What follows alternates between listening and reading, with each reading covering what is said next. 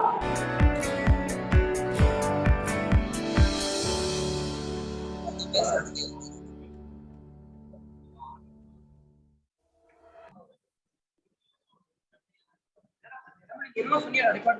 participants, very good morning to all of you.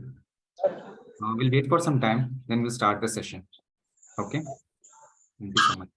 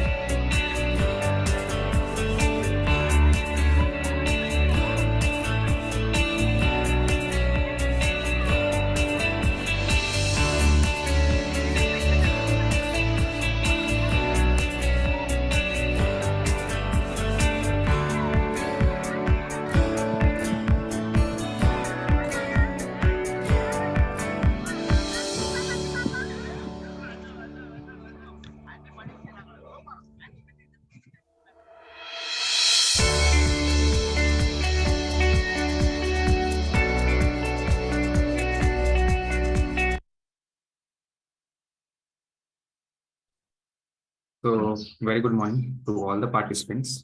I welcome you all in today's technical training session for professional readiness for innovation, for employment, and entrepreneurship for applied data science. Okay. So, once again, I welcome you all in today's first technical training session for applied data science. So, before going ahead, let us go through some of the important instructions. So, the very first instruction, like students should ask questions only in Q&A. The option of unmute will not be available to the students. So the students must use the chat with mentor option under the project menu to communicate with the industry mentors regarding the technical queries. So by selecting the view platform from the training calendar menu, student can access the recordings of the sessions.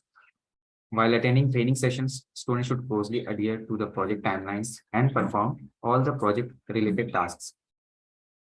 Students should also need to attend the complete session to get the attendance, and one of the important steps, like faculty mentors are requested to monitor the teams assigned and ensure that teams provide the deliverables in accordance with the deadlines.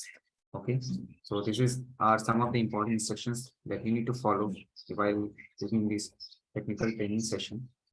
Okay, so let me close this slide and let us quickly go to the today topic, which is nothing but applied data science. The introduction to applied data science. I hope to all the participants, like my screen visible and my voice is audible.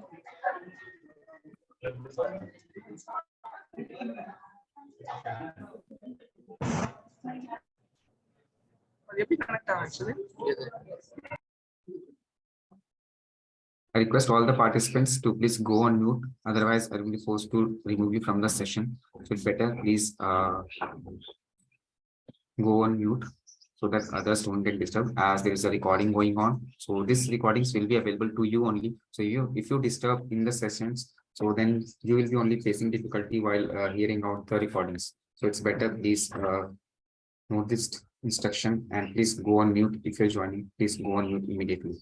Okay. So without further delaying, let us start with the topic, that is nothing but introduction to applied data science. So my question to you guys is, first question, like what do you understand by data science? Anybody would like to give? Please, the chat option is enabled for you. You guys can reply us in the chat so that we can go through your answers. So guys, what do you understand by data science? Anybody would like to give the response? Okay. Since this is a new thing for you. So what is data science? Basically, it is an interdisciplinary field that uses scientific methods, process, algorithm, and the system to extract the knowledge and the hidden insights from the structured and unstructured data, and apply knowledge and again the actionable insight from this data across the broad range of application domains. Okay, so next, like what are the fields related to data science? So the fields related to data science are your machine learning, data mining, deep learning, data visualization, and artificial intelligence.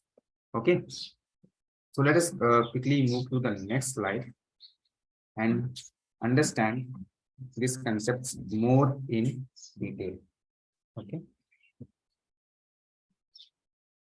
So the next slide says decision-making process. So guys, the decision-making process, it is the process of choosing between two or more options or the courses of the actions. So it is a fundamental part of the human life and is something that we do on the daily basis, whether we are aware of it or not. So the process of decision making can be broken down in several stages. Okay, so let me open the notepad. So simultaneously I'll write down the notes for you. For those who are using notes.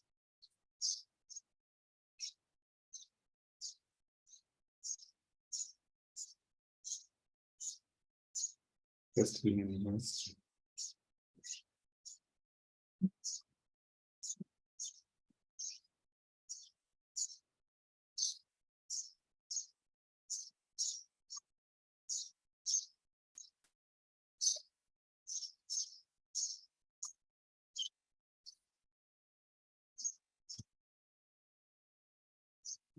So I request all the my mentors who are there, please answer the queries simultaneously for the students.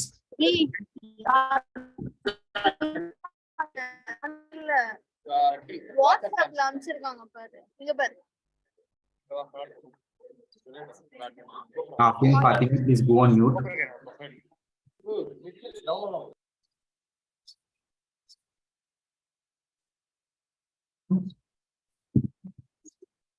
So I was talking about the decision making process.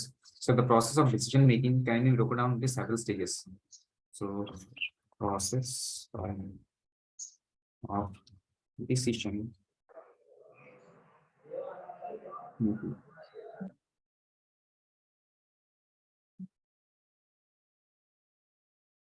So what is the first step?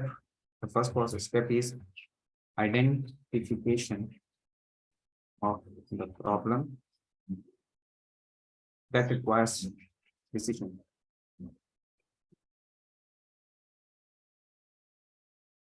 Let me use this. Okay. Next step is gathering and analyzing information relevant to decision. Third step is identifying and evaluating possible alternatives to the decision.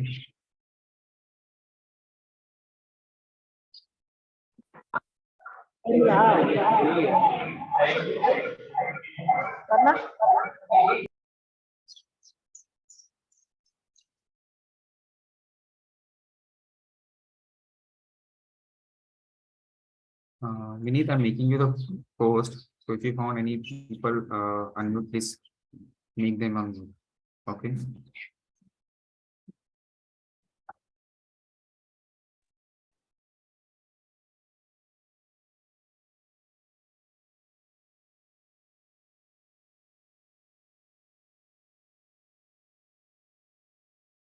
Fourth, choosing the best option based on analysis and evaluations. Fifth, implementing the chosen option. And the last, monitoring, evaluating.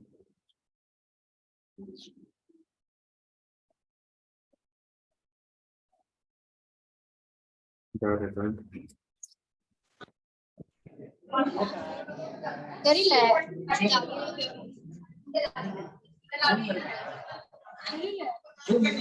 So the process of decision making is like identification of the problem that requires decision, gathering and analyzing the information relevant to the decision, identifying and evaluating the possible alternatives to the decision, choosing the best option based on the analysis and evaluation, and implementing the chosen option, and the last step, monitoring and evaluating the results of the decision.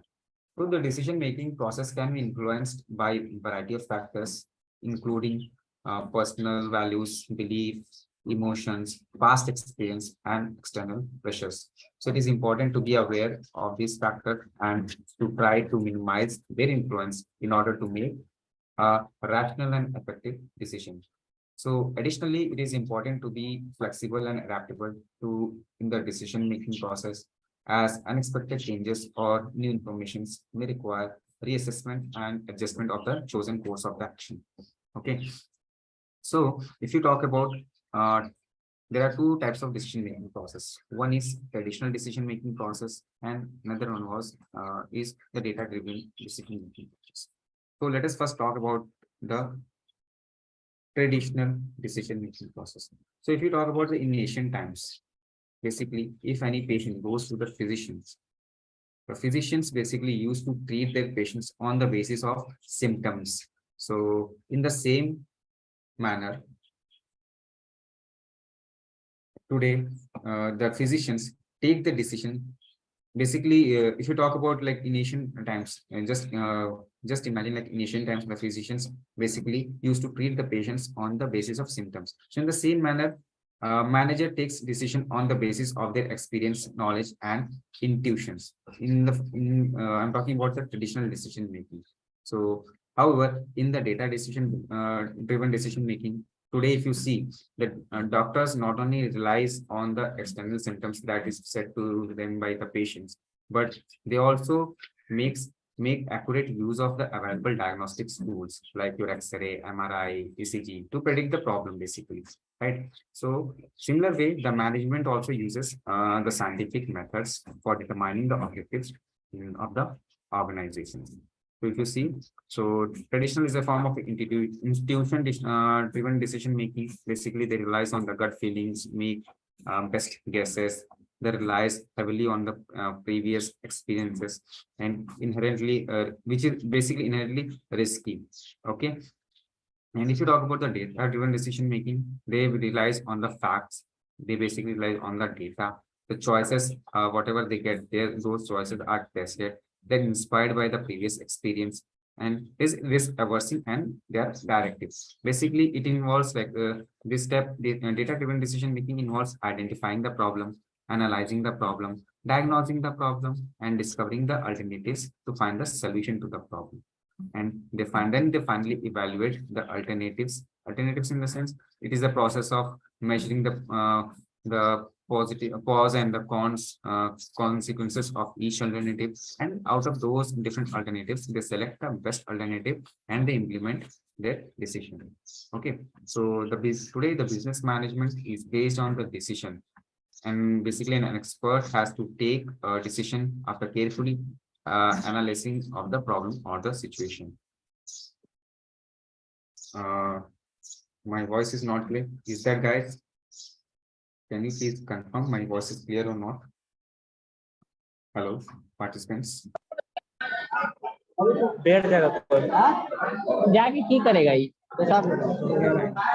So those who are facing trouble with my voice, please check your internet connectivity. Okay, you might have some internet disturbance. So maybe because of that, you will be facing breakage in the voice. Better you please check your connectivity at your end.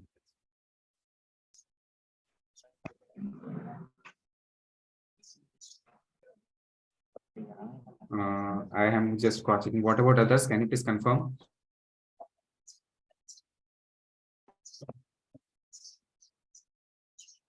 Your voice is clear, sir. Okay, thank you so much. So, Mohammed Ali, please check the internet connection once at your ends. Okay, try to reconnect. It's clear. Thank you for the confirmation, guys. Thank you so much.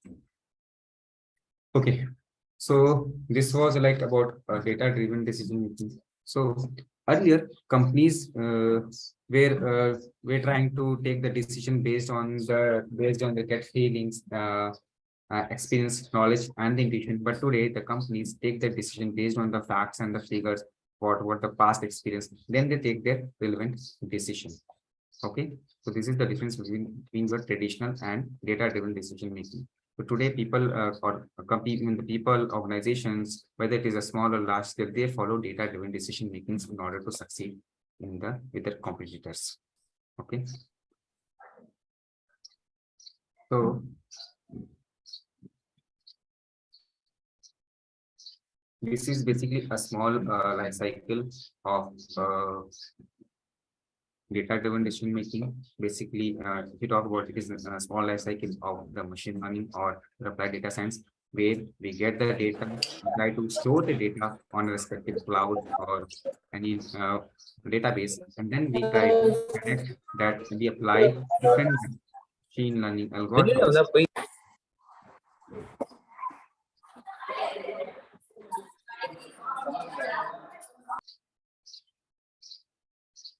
We apply different machine learning algorithms based on understanding the problem situation, whether it can be a classification problem or regression problem. I will discuss in detail about the classification and aggregation in upcoming slides. And then we'll do the data pre-processing. Then we will apply the machine learning model as per the requirement, whether it is a classification and regression problem.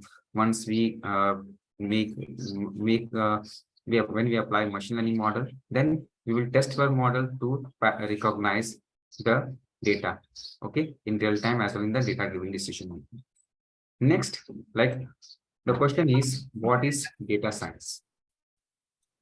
So I've clearly explained about the data science. Let us repeat. So data science is basically an interdisciplinary field that combines the elements of statistics, mathematics, and computer science, as well as the domain expertise to extract the knowledge and the hidden insights or useful insights from the data. So the goal of the data science is to turn the raw data into the actionable insight that can drive business decision, improve the process, and solve the real world problems. So data science involves several key processes. Okay, let us note it down. Process in data science. Okay. First is data collection. Second process is data cleaning. Third is data analysis. Fourth is data visualizations. And the fifth is predictive modeling.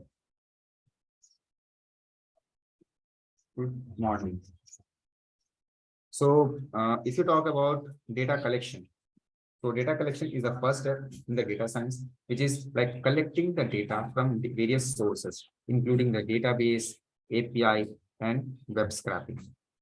Next is data cleaning. So once the data is collected, it must be cleaned and pre-processed to remove the errors, missing values, and the inconsistencies. Okay. Third is data analysis. So data analysis involves using statistical methods and machine learning algorithms to identify the patterns, trends, and the relationships within the data. Next is data visualizations. So data visualization techniques are used to present the data in a way that is easy to understand and interpret. Next is predictive modeling. So predictive modeling is the process of building a statistical model that can make predictions based on the historical data. So what are the steps in data science? One is data collection, next is data cleaning, third is data analysis, fourth is data visualization, and the fifth is predictive modeling. Okay. So data science is nothing but the interdisciplinary field that combines the elements of the statistics, mathematics, computer science, and the domain expertise to extract the knowledge and insights from the data. Our main intention of data science is to extract the knowledge and the useful insights from the data. So as you see, the data science is made up of two words, which is nothing but data and the science. Okay, we take the data, we apply the scientific methods to it, and together they form the word data science. Okay, so this is the same thing repeatedly. Right? So the data science is the interdisciplinary field that uses scientific methods, process, algorithms, and the system to extract the knowledge and the insights from the noisy, unstructured, and the structured data and apply knowledge and the actionable insights from the data across a broad range of application domains. Okay. So we have a data, we apply different algorithm to it, different algorithm, and from it we drive out the actionable insights. Okay. Let us move to the next slide and see some of the applications of the data science. So we will see applications of the data science. Basically, if you talk about the applications of the data science is used in all the verticals, whether it is a bank, e-commerce vertical, manufacturing, banking, healthcare, transport, or the finance. We'll see each of the industry one by one, and we'll talk them in detail. So let us start with the banking industry. So data science has a significant impact on the banking industry. So basically, if you talk about banks, they deal with a vast amount of data every day, including the customers' data, transaction data, and the market data. So the data science has enabled banks to extract the insights from this data and use them to improve their operation, enhance the customer experience, and reduce the risk. So some of the ways in which the data science has impacted the banking industry are like, let us say, type it down, banking industry.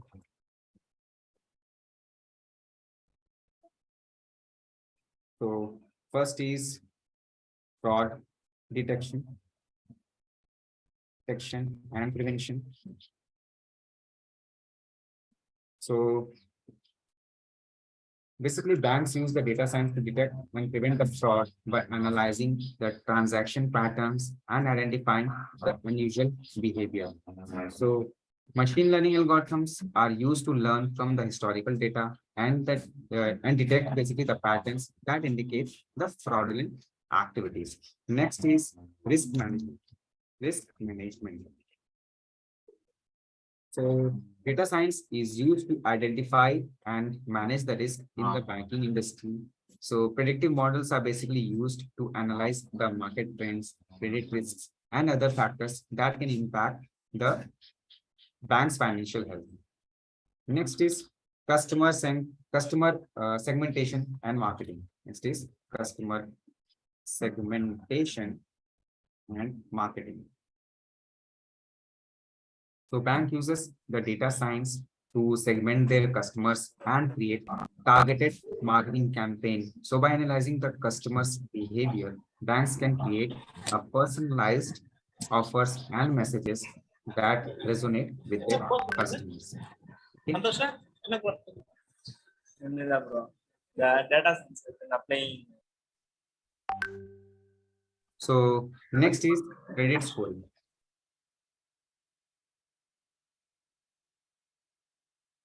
Credit scoring.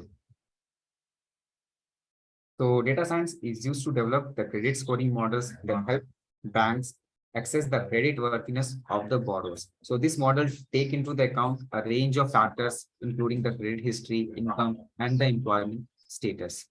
Next is chatbot and customer service.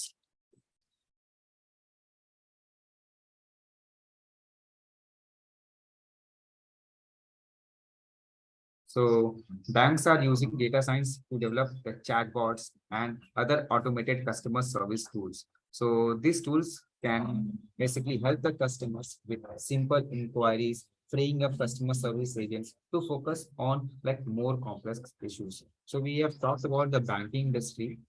Okay, so it's if you see, data science has transformed the banking industry by enabling the banks to make better decisions, reduce the risk, and improve the customer experience. As the volume of data continues to grow, the data science will play an increasingly important role in the banking industry. Okay, just give me a second, guys.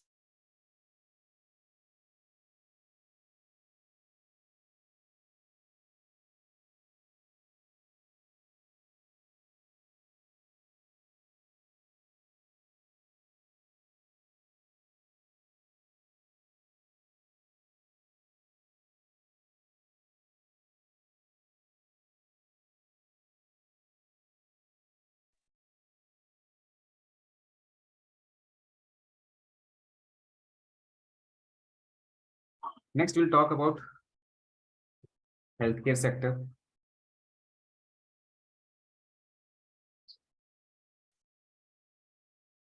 Healthcare industry.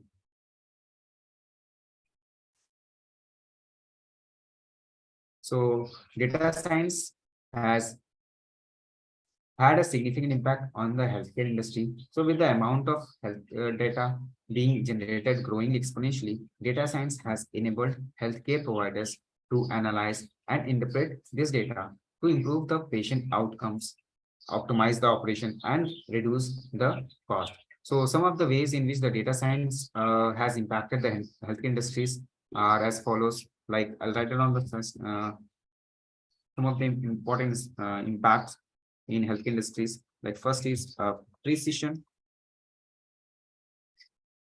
medicine. So basically,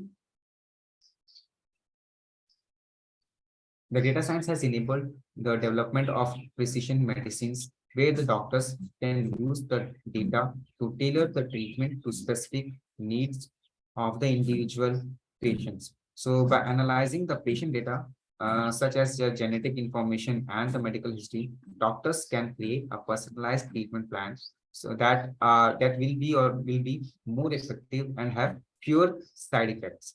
Okay. Next is predictive analytics. Analytics. So basically, data science has used to develop a predictive model that can help healthcare providers predict and prevent the diseases. So these models take into account a range of factors, including the patient history, environmental factors, and the lifestyle factors to identify the patients who are at risk of developing certain conditions. Next is health monitoring. So data science is used to monitor the patient's health in real world using wearable devices and other sensors. So this allows the healthcare providers to detect and respond to health issues quickly, improving the patient outcomes and reduce the hospital readmissions. So the next is drug development. So data science is used in drug development to identify the new drug targets and predict the effectiveness of the potential treatments. So by analyzing the large amount of data from the clinical trials, researchers can develop more effective drugs and bring them to the market faster. So let us talk about the next impact. It's like healthcare records, electronic. It is your electronic health records. So data science is used to analyze the electronic health records to improve the patient care and optimize the operations. So by analyzing the EHR, EHR stands for nothing but your electronic health records data, the healthcare providers can identify the patterns and the trends that help them make better decisions and improve the patient outcomes. Okay, so the data science has basically transformed the healthcare industry by enabling the providers to make better decision, improve the patient outcomes, and reduce the cost. So with the amount of health data continuing to grow, which is basically continuing, right? The health data is always also continuing these days. So the data science will play an increasing important role in the future of the healthcare industry. Okay.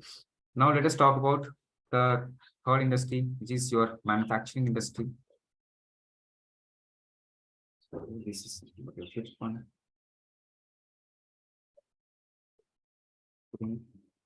Industry. So the data science has had a significant impact on the manufacturing industry. So by analyzing and interpreting the data, manufacturers can optimize the production process, reduce the waste, and improve the product quality. So some of the ways in which the data science has impacted the manufacturing industry will be like as below. Like first, I will write down. First is your predictive maintenance.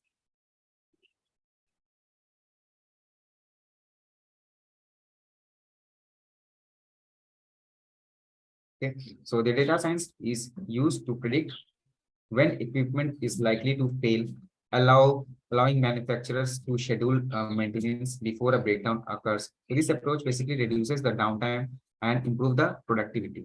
Next is your quality control. Quality control. Okay, so data science is used to monitor the production process and identify the quality issues in the real time. So by detecting issues earlier, manufacturers can take corrective action and improve the product quality. Okay, next is your supply chain optimization.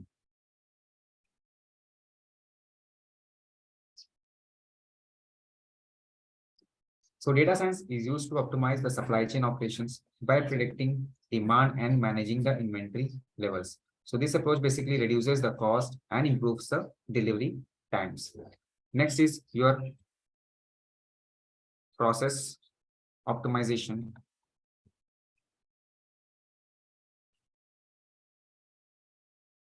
So data science is used to optimize the manufacturing process by analyzing the data from the sensors, machines, and other sources. So by identifying the inefficiencies and the bottleneck, manufacturers can improve the productivity and reduce the costs. Okay. Next is your product design. So data science is used to improve the product design by analyzing the customer feedback and other related data. So by understanding the customer needs and preferences, manufacturer can design the products that are more likely to succeed in the market. Okay, so overall, data science has transformed the manufacturing industry by enabling manufacturers to make better decisions, reduce the cost, and improve the product quality. So with the amount of data being generated by manufacturing process, the data is going to be growing always, and data science will always play an important role in future of the manufacturing industries. Okay, so let us see the another vertical, transportation industry.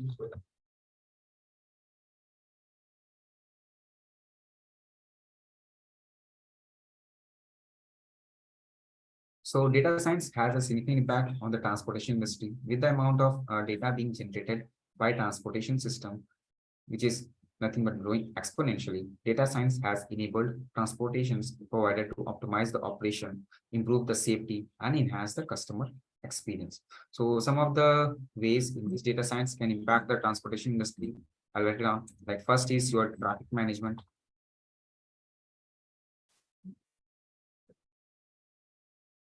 If I'm by mistake, I'm writing the spelling wrong, please don't try to understand the spelling.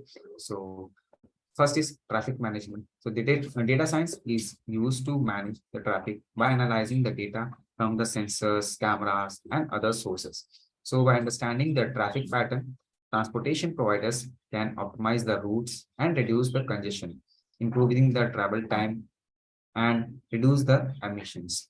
Okay, emission in the sense the CO2 emissions. Next is your predictive maintenance. Predictive maintenance. Okay. Data science is used to predict when vehicles are likely to fail, allowing the transportation providers to schedule maintenance before a breakdown occurs. So this approach reduces the downtime and improves the safety. Okay. Next is logistic optimization.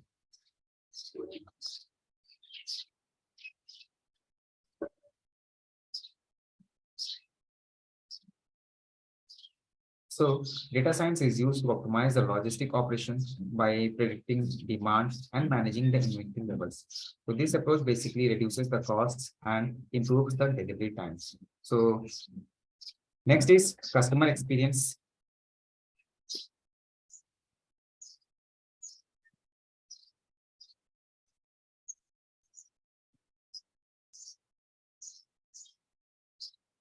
So data science is used to improve the customer experience by analyzing the data on the customer behavior and preferences. So by understanding the customer needs, transportation providers can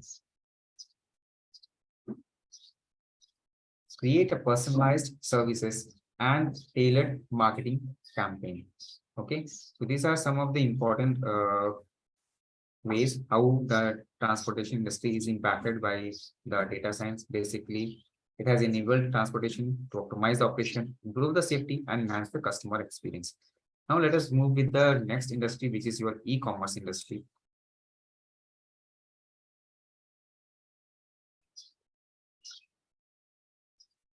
Okay, let us talk about the e-commerce industry.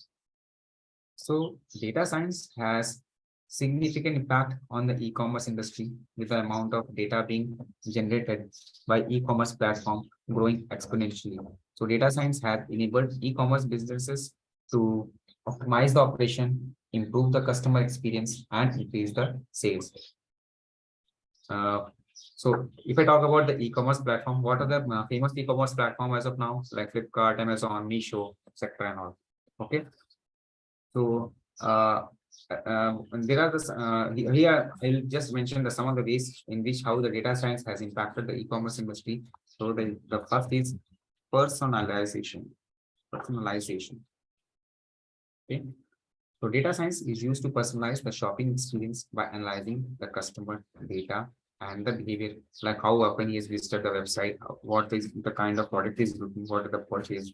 So by understanding customer preferences, e-commerce business can create a personalized product recommendations, targeted marketing campaign, and customized offers. So if you see a person, if they see like a person visiting for a product several times on their platform, and he is not waiting for some more offers. So what these sites will do, they will try to create a recommendation engine where they will try to find mention some of the similar products for lower prices and all. Okay. Next is fraud detection. So data science is used to detect fraud by analyzing the data on the customer behavior and transaction patterns. So by identifying the suspicious behavior, e-commerce business can prevent the fraudulent transactions and protect the customers' data. So they will have an eye on the customer's data, like whether this person is ordering the product and it is taking the delivery of the product or not, whether he's just ordering and canceling the orders. So this kinds of activity will be traced down by the e-commerce platform. Next is inventory management.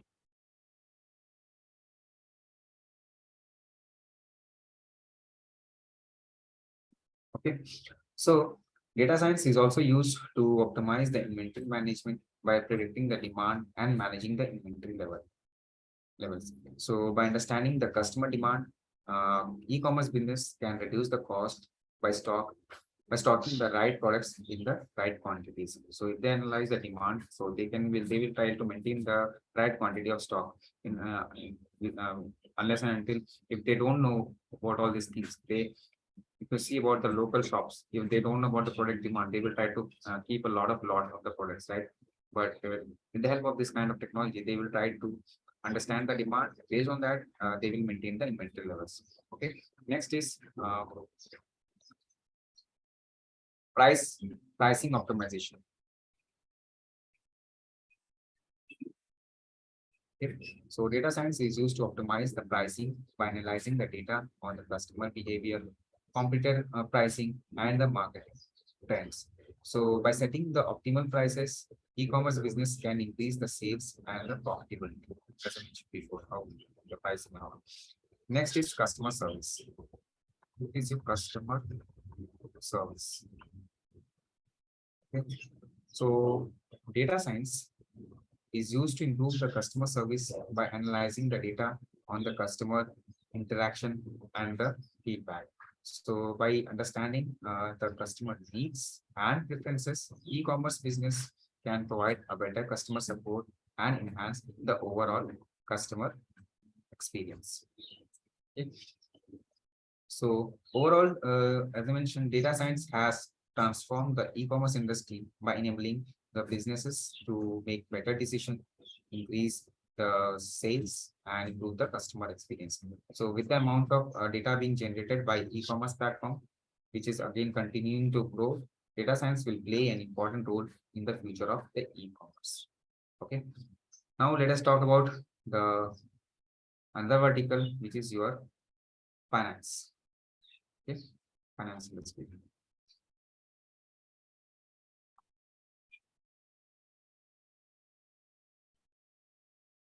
So data science has significant impact on the finance industry with the amount of data being generated by financial institutions that are growing exponentially.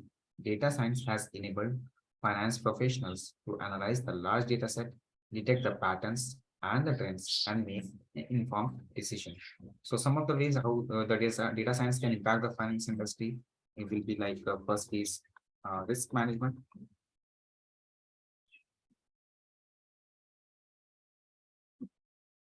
So data science is used to manage the risk by analyzing the large data set and detecting the patterns that may indicate the fraud or other risk. So by identifying the potential risk, financial institutions can take proactive measures to mitigate them. Okay, next is your fraud detection.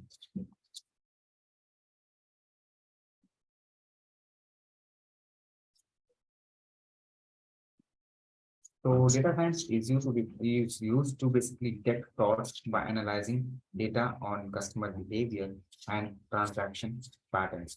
So by identifying the suspicious behavior, financial institutions can prevent the fraudulent transactions and protect the customer data. Next is your investment management.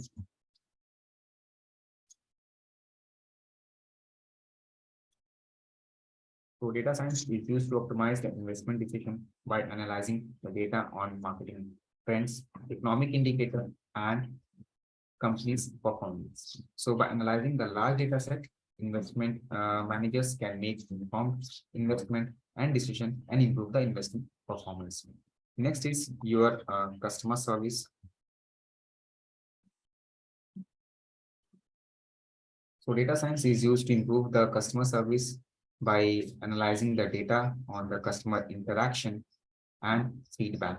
So by understanding the customer needs and the customer preferences, financial institutions can provide a better customer support and enhance the overall customer experience. Last is your compliance.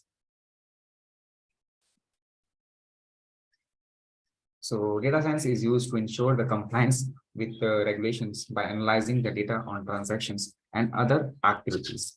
So by monitoring the transaction and detecting the potential violations, financial institutions can avoid costly fines and the reputational damages. So overall, as I mentioned, data science has transformed the finance industry by enabling the professionals to make a better decision, manage the risk, improve the customer experiences with amount of data being generated that is growing tremendously.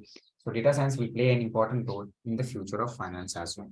Okay, so we have seen about the e-commerce industry, manufacturing, banking, healthcare, transportation, and the finance. So if you talk about, as I mentioned, in the banking, earlier the companies were fed up of the bad debts and the losses every year. So because there was no prior methodology to keep a track of the genuine and the fraudulent customers. So over the years, the banking companies adopted this methodology and started customer profiling, their past experiences, and other essential variables to analyze the probability of the risk and the defaults. If we talk about the healthcare, so basically it is now it is helping, data science is helping in advancing the healthcare facilities and the process. So it has now become the possible to detect the symptoms of the disease at a very early stage. So it helps to basically boost the productivity in the diagnosis and the treatment and enhance the workflow of the healthcare system. So what the manufacturing, the data science has brought a paradigm shift in the manufacturing industry. It has become the backbone for the decision making process. So it provides a huge benefit in the manufacturing, like quality assurance, loophole tracking, demand and throughput forecasting, supply chain optimizations. So if we talk about the transportation, so this industry ensures safe and efficient transportation of the people and the goods from the one place to another. So the data such as the traffic conditions, route, weather, all are analyzed before the route is planned. So the sensors within the vehicle analyze the fastest route to reach their destination. If you talk about e-commerce, so it has a significant impact on the e-commerce industry. Basically, this empowers the e-commerce companies by promoting relevant product to the potential buyers, right? So you have seen in the Amazon, like whenever you are trying to look for a similar product all the time, so it will be giving you recommendations, like you can choose this product, what are the other products that was bought previously, what are the offers, okay, what is the limited deal, all these things you'll find in Amazon. Okay, next is finance. So basically fraud in the finance industry related to like tax evasion, insurance claims, or identity theft with the implementation. So data science in finance has resulted in more efficient system that can detect the possibility of the frauds much before its occurrences. Okay, so these are some of the applications of the e-commerce industry, manufacturing industry, banking industry, healthcare industry, transportation industry, and the finance industry. Okay, next we'll talk about the need of data science. Okay, we'll talk about the need of the data science now. So guys, we have seen a lot of applications of data science. So what do you think? Why do we need So these applications tell us like these are the reasons how the data science is influencing us and it is helping in different domains to save the time, energy, and the money of the common people. Okay. So if you talk about the need of data science is becoming increasingly important in today's world due to the exponential growth of the data being generated by the business. So see, if you talk about late years like 60s, 70s or 80s, 1960s, 70s or 80s, this term was there, but it was not used tremendously. But if you see in the recent years from the 2011 one, these with the technology, with the investment in the technology sector, this field is growing exponentially, right? Why? What is the reason? Maybe what is the reason this field is growing exponentially? See, in 1960s, in old years, like more before 2000, there was very less usage of internet, right?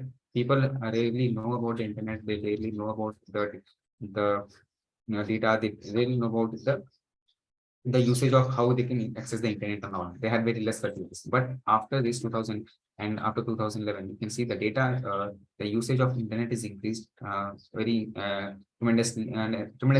And with this, the data is also increasing, right? So whenever you are accessing anything, you are generating some kind of log, right? So you are generating some kind of data. So this is nothing but the important parameter for all the organizations to keep a track of it. Okay, so as I mentioned, data is increasing exponentially. So with the growth of data being generated by the business, individuals, and the society as a whole. So there is a need of the data science that arises because of the following reasons. So what are the reasons why there is a need of data science? First is data explosion. So, data science. First is data explosion. What do you mean by data explosion? So in the recent years, the amount of data is generated and has exploded exponentially, making it difficult for the traditional methods of the data processing and analysis to keep it up, to keep up, right? Next is increased complexity of the data.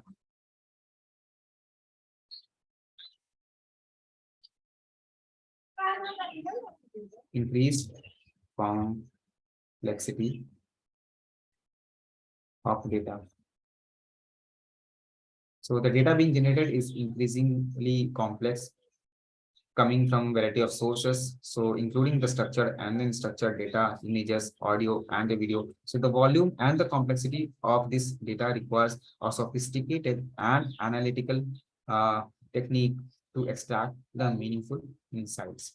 Next is your competitive advantage. Competitive advantage.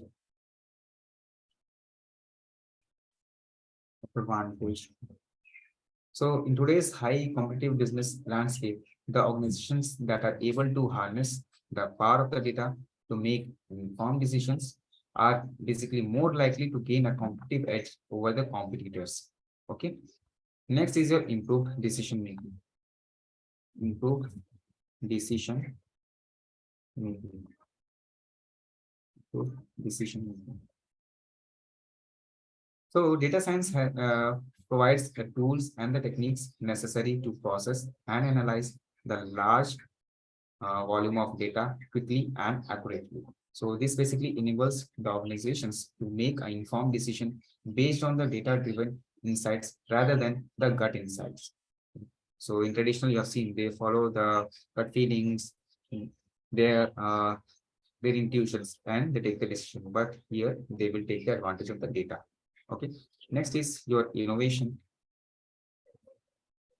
So data science enables the organizations to identify the new business opportunities and develop innovative products and the services that can address the emerging market needs.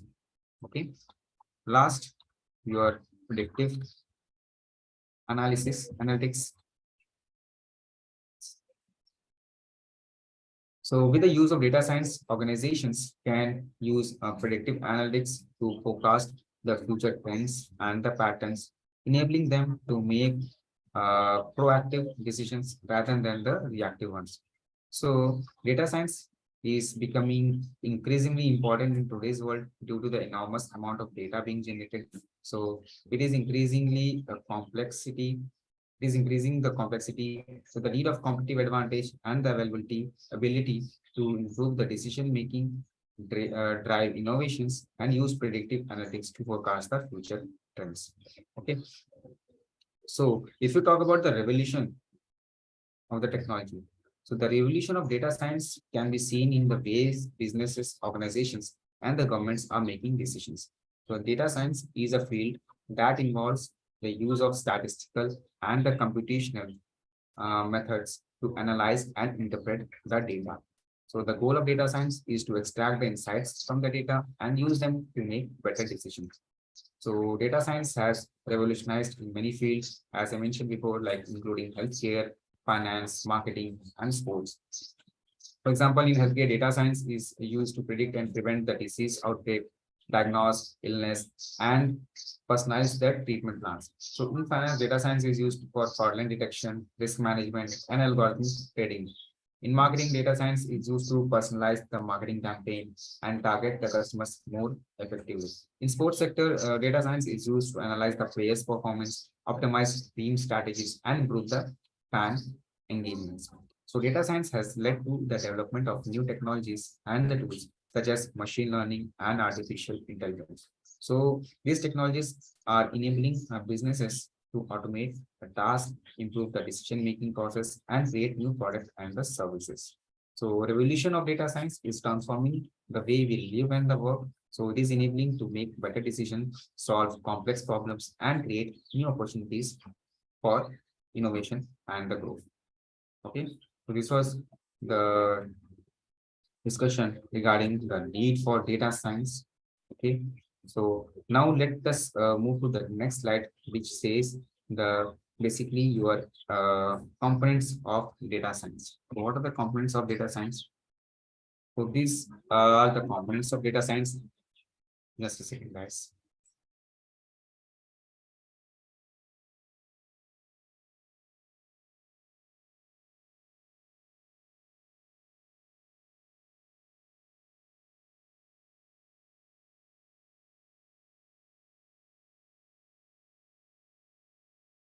So these are nothing but the components of data science, or you can say these are the pillars of the data science.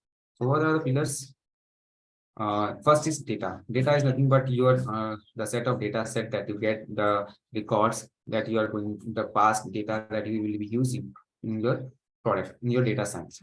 Next is your programming. Definitely in data science will be some kind of programming language. So here we are going to use Python as our programming language to deal with the data science. Next is statistics and probability. So data science is all about your statistics and the probability. Basically, based on the statistics and probability, we're going to get some measures.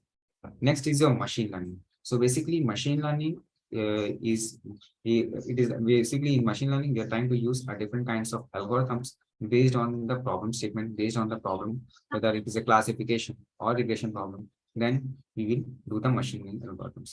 And obviously, next is the mathematics. Basically, without the maths, we cannot get the calculation. So basically, we are using mathematics for calculation purposes.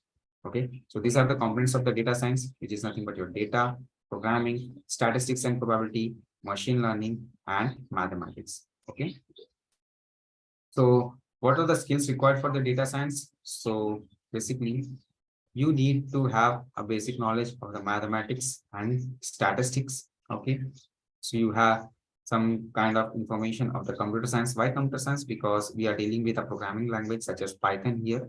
So even if you don't know the Python programming language, don't worry, we are there to train you on that part. So here you need computer science, which means you need some programming language, as well as you need domain expertise. Domain expertise in the sense the kind of problem you should have a little idea about that particular domain. Okay, so basically these are the three things we will need for data science. So together we need the machine. So computer science and maths and statistics together we are needing the machine learning, mathematics and statistics as data domain expertise we need in data analytics, and all three we need for the data science.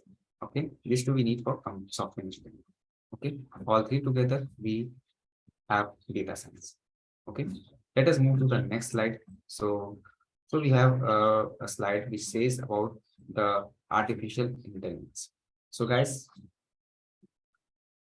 artificial intelligence. So if we talk about artificial intelligence, it is basically a superset. You can say the main inside machine learning is a subset of artificial intelligence, and deep learning is a subset of machine learning, which is further the subset of the artificial intelligence. So basically, artificial intelligence, it is a technique which basically enables the computers to mimic like a human behavior. Machine learning, it is a subset of artificial intelligence technique which are uses statistical method to enable the machine to improve their experiments. And deep learning is basically, it is a subset of machine learning. Okay, let us talk about more about the data science versus AI ML and machine learning.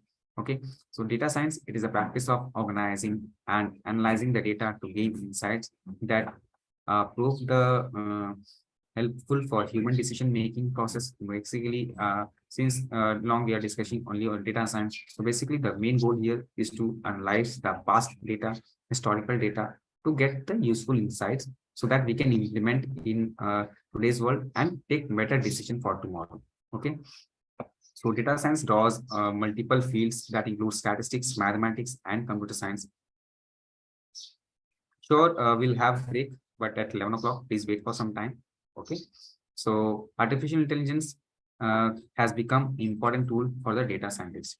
Next is artificial intelligence. So it is a concept referring to how basically computers and machines can demonstrate an intelligent behavior. So artificial intelligence poses the intelligent behavior, learning capabilities, and self-awareness on the human's level.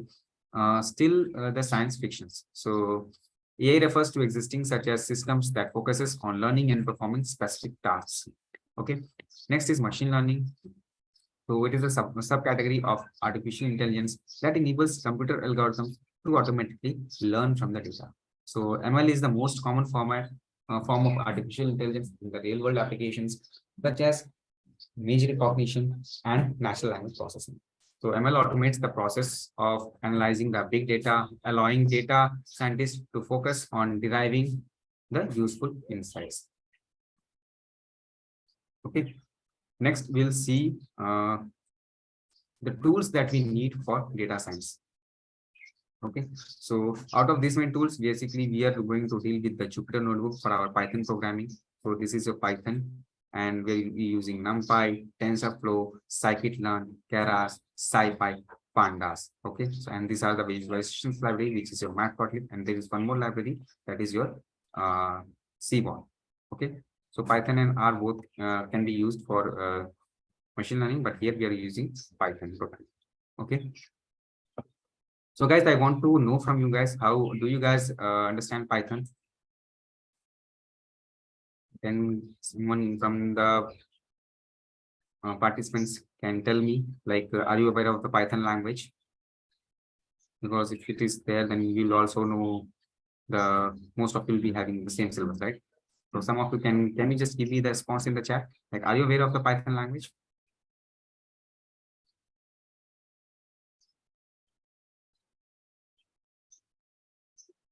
Yes, Jacob knows. So some are saying yes, some are saying no. Only 3 people are there. What about others? Mohan Sundaram says yes. Yes. Gautam says no. Nivedita says yes. Venkat says, Arun says yes, yes, yes, yes. Akash says yes. So there are participants who knows Python, as well as there are participants who don't know Python. Okay, no problem. We'll was just a question. So don't worry, guys. Even if you don't know, we are going to deal with the Python from the basics. Okay, so we'll see Python as well. Okay, so now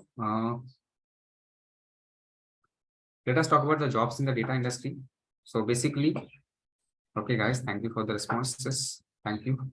Okay, so if you want to become a data infrastructure engineer, so basically you need to have the instrumentation, logging sensor, external data, and user generated content.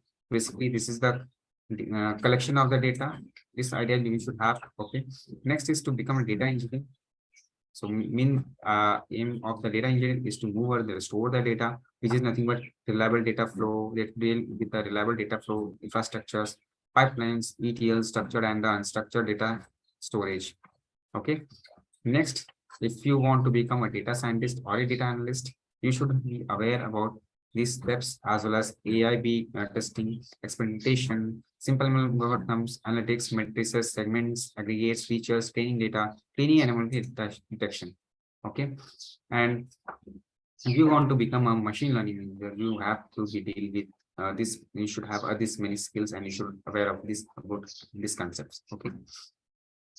So this is data science hierarchy of the needs. Okay. Now, next we have analysis versus analytics. Okay. So data analysis, basically, it is a process of involving the collection, manipulation, and examination of the data for getting deep insights. And data analytics is taking the analyzed data and working on it in a meaningful and useful way to make well-versed business decisions. Okay. If suppose you go to a doctor, right? If suppose you go to a doctor, yes, you're not feeling well, you go to a doctor. So the first question the doctor is going to ask you, like, what happened? Okay, how many and how long you are feeling this, facing this problem? Okay, he may also ask you like what exactly happened, and after based on these factors, then he will take some action that are needed. Okay, so business analysis is all about, or business intelligence is all about what is happening now and why. Whereas business analytics is all about what will happen next. Okay, so he will try to understand why it is happening. So what if this trend continues, and what will happen next, and what is the best that can happen. So these are prepared. Okay, in the terms of business analytics, they are prepared. Okay, so if suppose you're working in a electricity consumption industry, okay, in electricity production industry, so there you are dealing with the generators, and there you will be dealing with some plants, power plants basically. So in the if he what will happen if normally what will happens, like if a particular generator fails, so what will happen, they will call up the engineers, engineers will come up and they will fix it up. So this condition is nothing but the case of business intelligence. However, in the case of business analytics, they will try to understand like the factors before only, like what is the condition and how likely it will run, how long it is going to run, when it can fail. So they will develop a solution based on that. Okay, so whenever that condition occurs, like where the devices fail, so they will immediately implement the solution to it. So this is nothing but a condition of business analytics. So business intelligence is deals with like what is happening now and why, whereas the business analytics will is all about what will happen next. Okay, so this is basically the difference between the analysis or the analytics. Nothing but your business analysis or business analytics. Your business analysis is the same as the business intelligence. Okay, so we deal with the what happened, what is will happen, what is happened, and what will happen. Whereas in business analytics, we will going to deal with what is happening now and why. Okay, business intelligence will deal with what is happening now and why, and business analytics will deal with what will happen, what is going to happen. Okay, so business intelligence basically focuses on the current and the past event captured in the data. Okay, it will focus on the current and the past event, and business analytics will focus on what is going to happen in the future. Okay, so this is a simple difference between your analytics analysis and analytics. Next, we have again the machine learning in data science. So machine learning, artificial intelligence, and deep learning are basically the related concepts. Okay, but they refer to different things. Okay, so machine learning is nothing but machine learning is a subset of artificial intelligence, that involves training algorithms to learn patterns and relationships within the data. And machine learning algorithms can be supervised, unsupervised, or semi-supervised, and they can be used for taking tasks such as classifications, regressions, clustering, and anomaly detections. So basically, machine learning, it analyzes the vast amount of data, searching for patterns to answer for specific questions. So ML improves its decision based on these experiences. If we talk about the artificial intelligence refers to the broader field of developing machines that can perform tasks that normally require human intelligence, such as natural language processing, image recognition, and decision making. So AI can be divided into two categories: narrow or the deep AI. So which is designed to perform a specific task, and general or the strong AI, which is capable of performing any intellectual task that human can. So artificial intelligence machine simulate the human thinking process through methods ranging from simple if then statements to complex models. If we talk about deep learning is a subset of machine learning, okay, that involves training artificial neural networks to learn patterns and relationships within the data. So deep learning algorithms can be used for tasks such as image recognition, speech recognition, and natural language processing. So deep learning is called deep because it involves neural networks with many layers, allowing algorithms to learn increase complex features. Okay, so deep learning is based on deep neural networks similar to the networks of the human brain. So these machines work with deep models. Okay, so basically here, like you have a neural in your brain, you have different neurons. So similarly, here we deal with the neural networks. Okay. Next is data science methodology. So we are basically here, we are going to study about how data science methodology works. So first, we start with the business understanding. Okay. Business understanding in the sense, another terms you can say, uh, understanding the problem statement. Okay. So without any problem, we cannot find any solution, right? So first we'll try to identify the problem. Based on that, we'll try to figure out some solution. So this step involves understanding the business requirement here. Okay. So once we understand the business requirements, then we are going to collect the data. Okay. Next is data acquisition and understanding. First, in the next step, we are trying to gather the data from different sources. Okay, which the data can be in different format, structured format, unstructured format. Most of the time you'll get an unstructured data. Fairly you get a structured data. So you have to deal with those data. You have to convert those unstructured data to a structured data. Okay. So once you get your structured data, you have to clean those structured data. Basically, in the structured, in unstructured data, you may have some missing rows or missing columns or missing cells. Then you have to basically deal with those values. There's also a possibility, like whenever you're getting data from different sources, there may be duplicate values. So you also have to deal with the duplicate values. So there may be also like outliers present in the data. So all these things you have to deal with. Once after dealing with the data, you have to understand the data, like different data terminology, different columns of that particular data set. Then after you have to apply the respective modeling.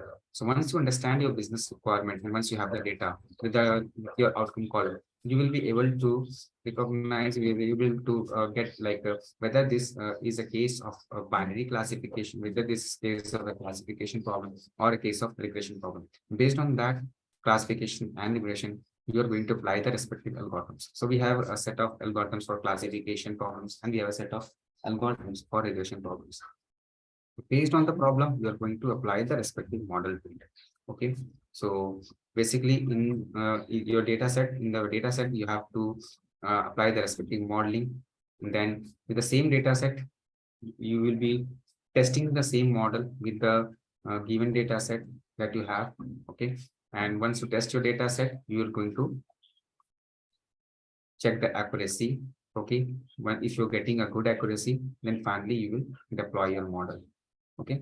Deploy your model in the sense you're going to save your model with some kind of web page. You will integrate it with the web page where the user can feed the input and get the output.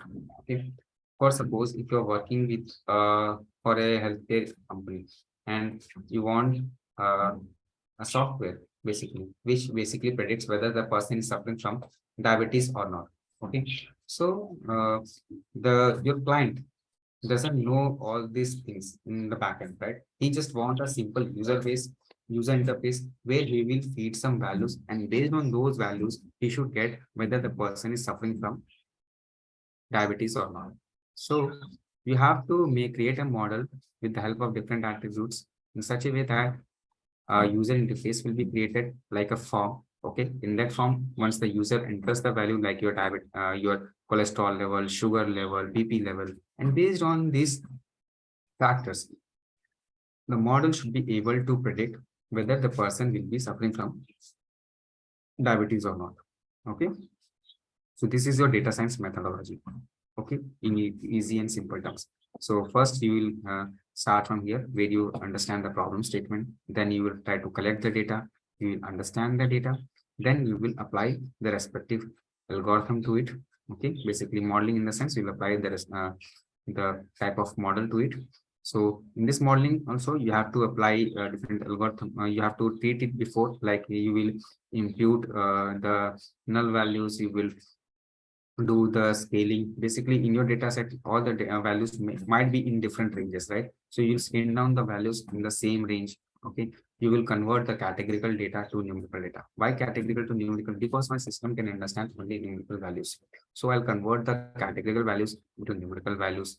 Okay, and I will replace the null values. I'll remove the duplicates. Then I will apply the modeling. Modeling in a sense, I'll apply the algorithm to it. Once my algorithm is applied, I will check my model with the test data set. Okay, with the help of test data. Okay, once after getting the prediction, I will compare it with the actual prediction, and I'll get some accuracy level. Okay, so if I'm getting a good accuracy, I'll finally save the model with some. I'm saying this. I will save save my model and I will deploy it with a web page. Okay, so this is how your data science methodology works basically.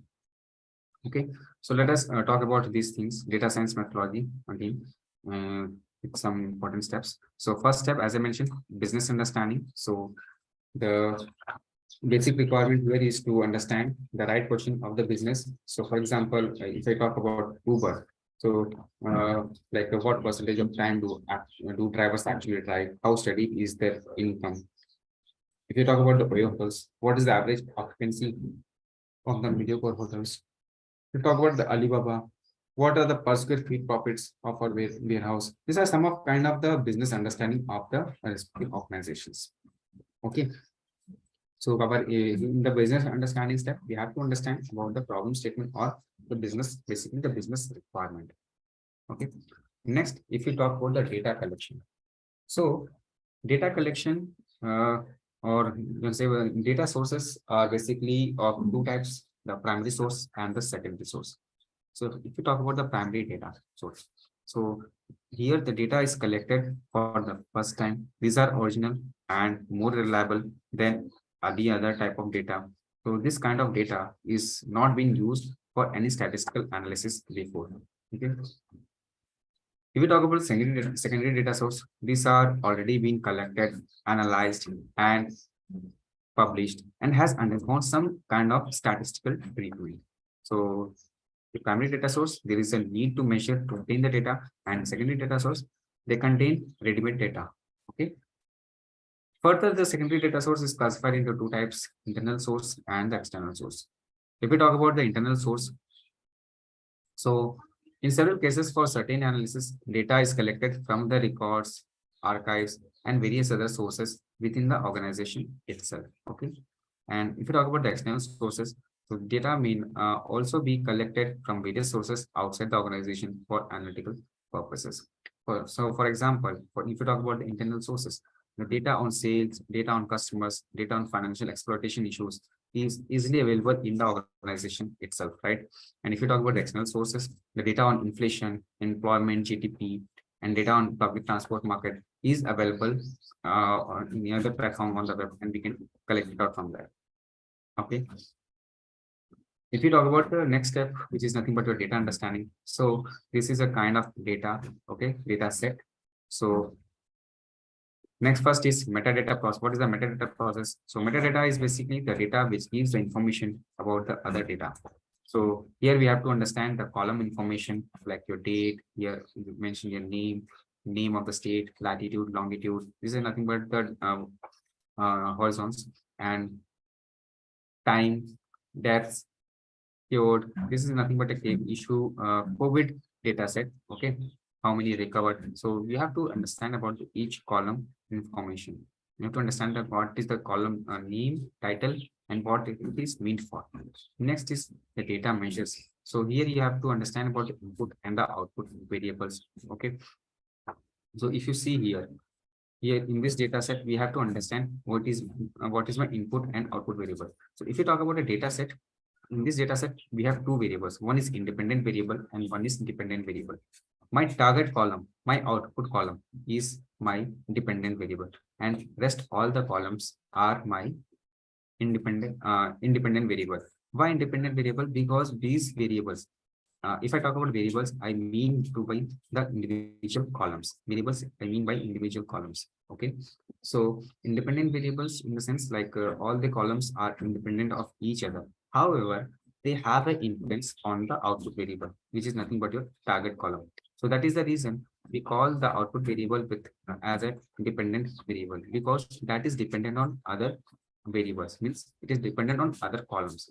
And independent variable because that respective column is independent of each other and it has some kind of influence on the target column. Okay, so that is the reason we call the other columns as independent variables, and there will be only one column that is your output variable or your target variable or your dependent variable. Okay, we call that with the three terminologies: output variable, target column, or the dependent variable, whereas the rest all the columns will be your independent variable. So in the data set, we have two or more independent variables, and in the data set, we have only one target column or one output variable. Okay. Next, we have to understand the data type of each column, like what is the data type of each columns. We have to understand whether it is a numerical or categorical. Then data type of the output column. We also have to understand the data type of the target column as well. Okay. So then we will also deal with the data preparation, which is nothing but your exploratory data analysis or the feature engine. So, for example, if you talk about this particular step, whenever you go to a market, okay, if you want to prepare a vegetable curry, you go to market, you bring the vegetables from there, right? This is nothing but your data collection. You're collecting the data source in the same way. Next, what you do you put that vegetable directly or do you wash and clean it, right? You basically wash it and clean it, right? Then only you go for the next step. So you bring the vegetable from the market, then you clean the vegetable, you chop them properly, then you add ingredients to it and you cook a food.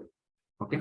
So if you find that the food is not that some more salt is needed in the food or some other ingredients has to be added in the food, what do? You add it again and then again you taste it, right?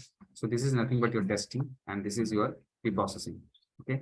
In the same way, you get the data set, you clean the data set, because whenever you get the data set in the real time, it may not be a structured data or a clean data. You will also have some noise in that.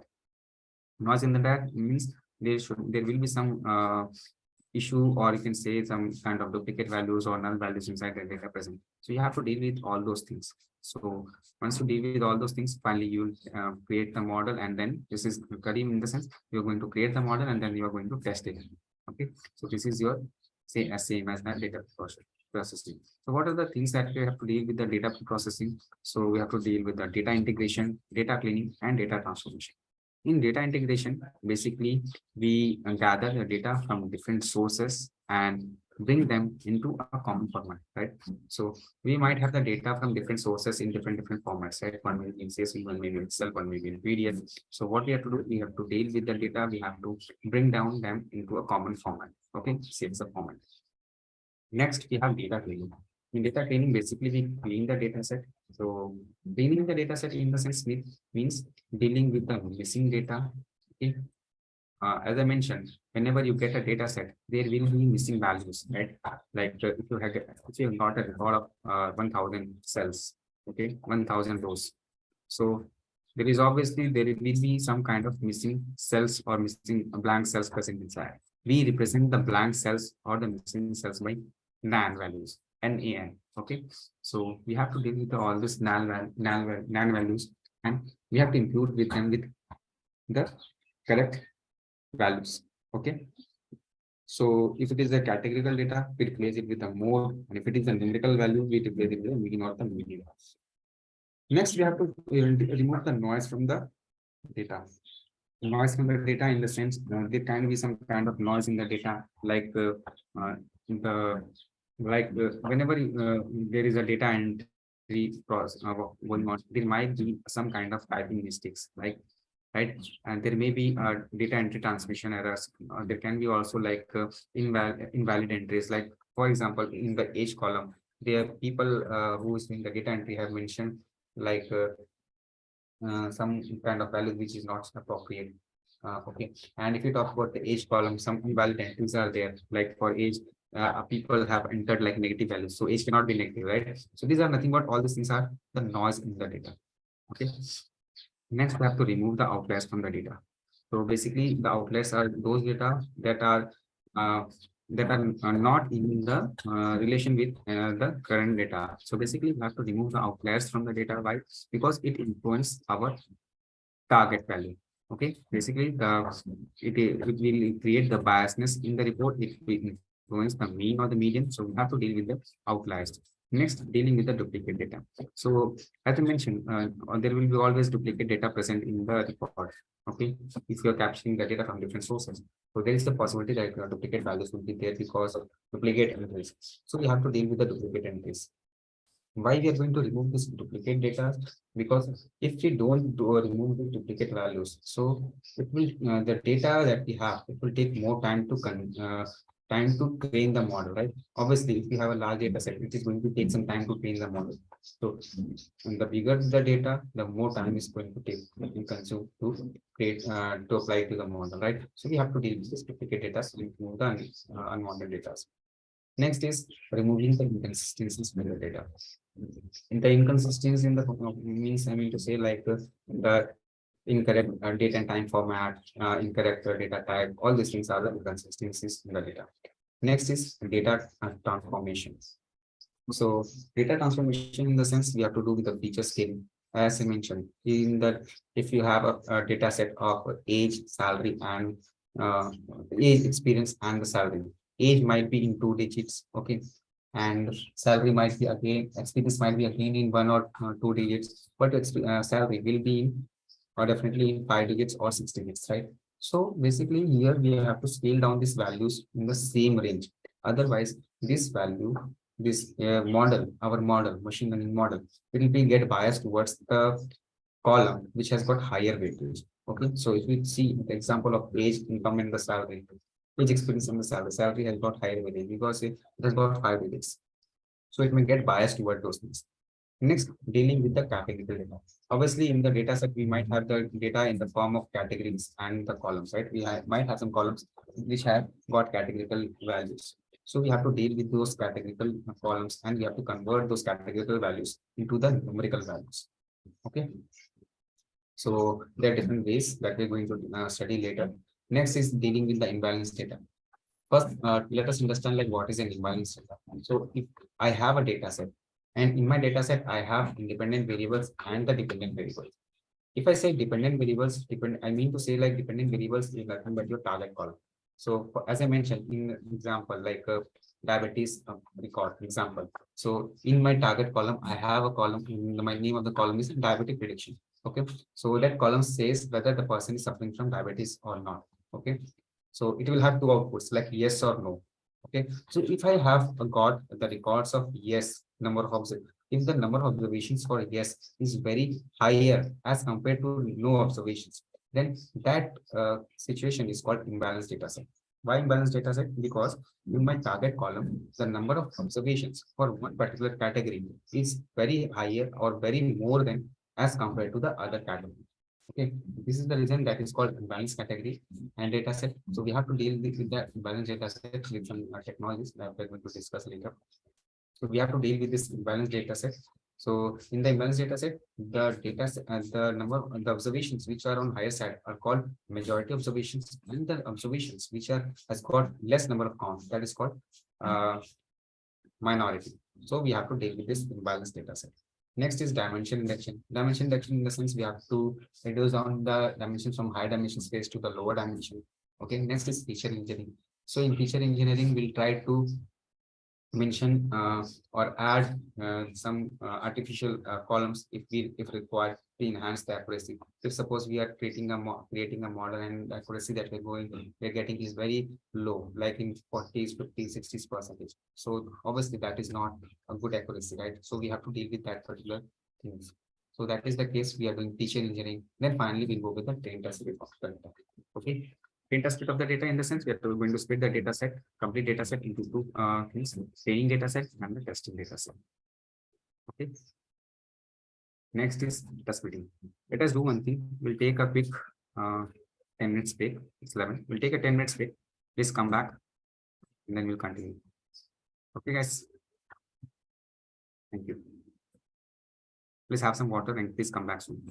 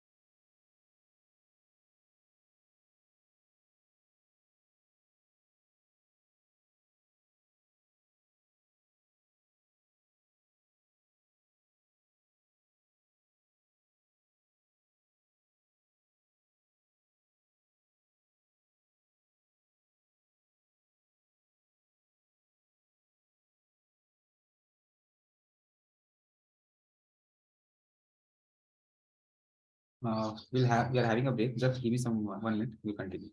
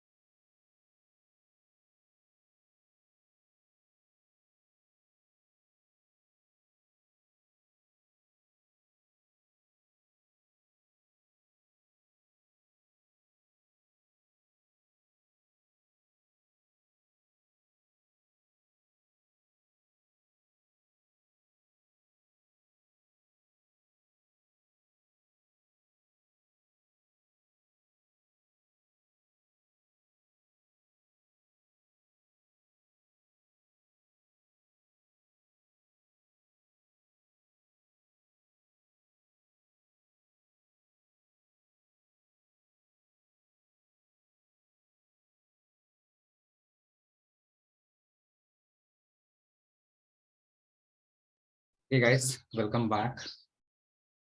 Let's continue. Please ask your colleagues, friends to join back immediately. So the break is over. So we have seen the data pre-processing. So now we're moving to the next step, which is data splitting. Okay. So how to split the data set into test and the train. Okay. So basically you have a original data, okay, which may have let me open the thing so that it's more clear to you. So if suppose this is your data set, okay, and in this data set you have got so many records, so many columns like this. Okay, so this data set, so this is your data set, this is your independent variable, we denoted by X, and this is your target column, we denoted by Y. Okay, so this target column can be anywhere here. It is not compulsory like it will be the last column. Okay, so you have to, it's your responsibility to find out what is your target column from the data set.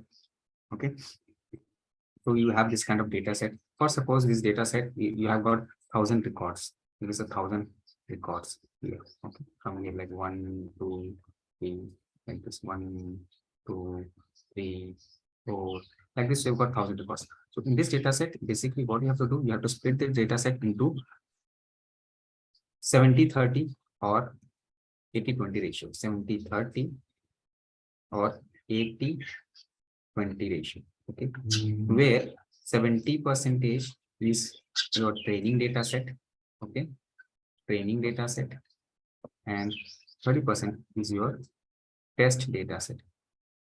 This is nothing but test data set. I'm sorry for my bad diagram, but this 70% or 80% will be your training data set, and 30% or 20% will be your test data set. Okay, so for example, this is your data set here.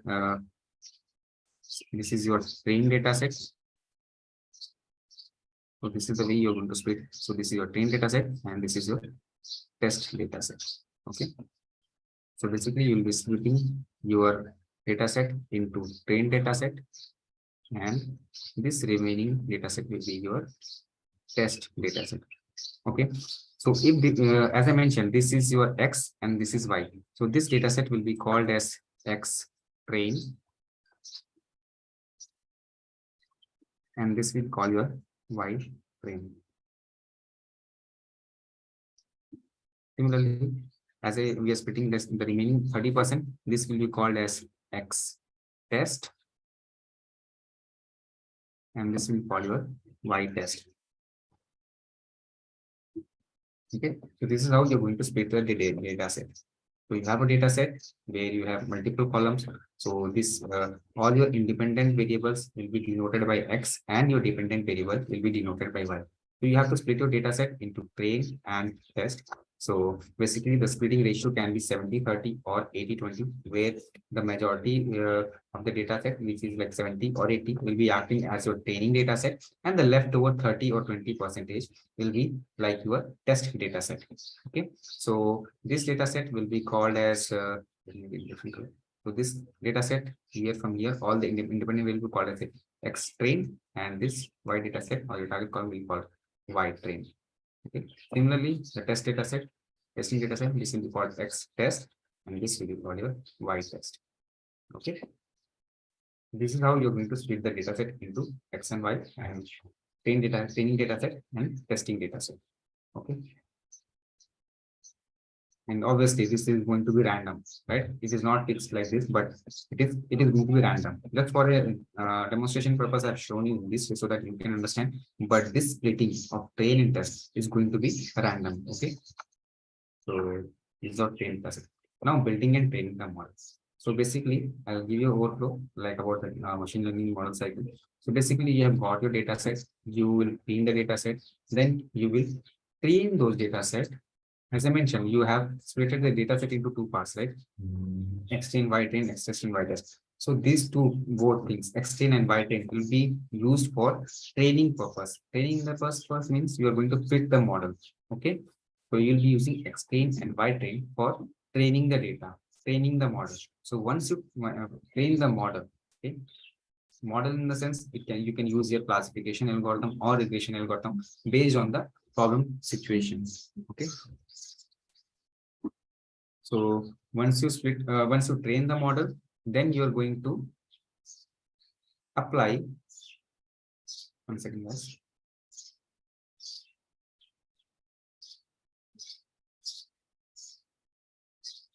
Once you train the model, you're going to pass the test data set to check the accuracy of the model.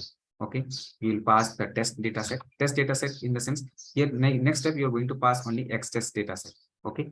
Okay, this Y test is nothing but your actual outcomes. So once you pass the X test to your model, you'll get some output, right? That output will call it as a prediction. We call it as a prediction. And you already have your Y test, which is nothing but your actual data set. So what you're going to do next, you're going to compare these two things to get the accuracy. So if suppose you're getting 80% of accuracy, it means like 80% of the time the model is giving us the accurate measure. Okay, and if you got 90% of the time the model is giving us accurate measure. So now guys, tell me, so which accuracy you're going to take? You're going to go for the higher accuracy, or you'll go for the lower accuracy for correct predictions? What do you say, guys? You're going with the higher accuracy or you're going with the lower accuracy? You like to have higher accuracy from your model, or you want a lower accuracy from your model? Guys, answers higher accuracy. Manikandan says higher accuracy. Yes. So basically, you have to go with the higher accuracy. Yes, correct, Bharat. So you have to go with the higher accuracy. Thank you. Thanks for the responses, guys. Thank you. So why I have to take higher accuracy? Because I want my model to give me the correct predictions. Okay, if my model is giving me a lower accuracy, it means the model may give me wrong predictions, right? It may wrongly predict the outcomes. So to have the correct accuracies, to get the correct predictions, I want to have higher accuracy for my model. Okay. So once I have got higher accuracy, I will pass some random input data to get the predictions. Okay. So finally, if I get the accuracy, I will evaluate my model. If it is giving a high accuracy, I will take it ahead. If not, I will again pre-process my data and again apply the machine learning algorithm to it to get the predictions. So this is all about your building and training the model. Okay. Next, I said about like we are going to evaluate the model right here. First, we get the training data set, we train a model, then we get the test data set to get some predictions, and we have the output that we get from the model by passing the test data set is called prediction, and the Y test is your actual outcomes. Okay, so we are going to compare these two things to get the accuracy. So what are those evaluation matrices? So there are two types of evaluation matrices. For classification, there is different set of algorithms, and for regression, there is a different set of evaluation matrices. For example, for classification, we are going with the confusion matrix. We are going to use accuracy, precision and recall, F1 score, AUC, ROC curve, log loss, linear coefficient, and if in the case of regression problems, I'll be using mean absolute error, mean square error, root mean square error, and R2 and adjusted R2 score. So if I say about the classification and regression, if my target column is in categories, if suppose it is in two categories, yes or no, true, false, or different subcategories like yes, true, false, no, like those. It depends.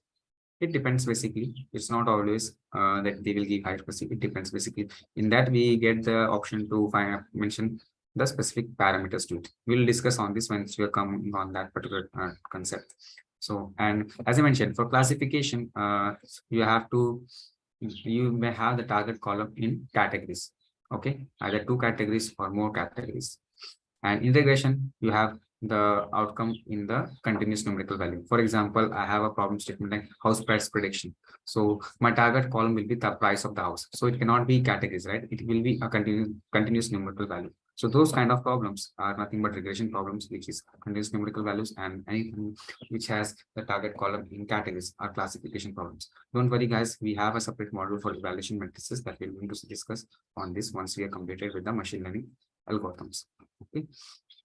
Next, what are the libraries that we are going to basically use for data science?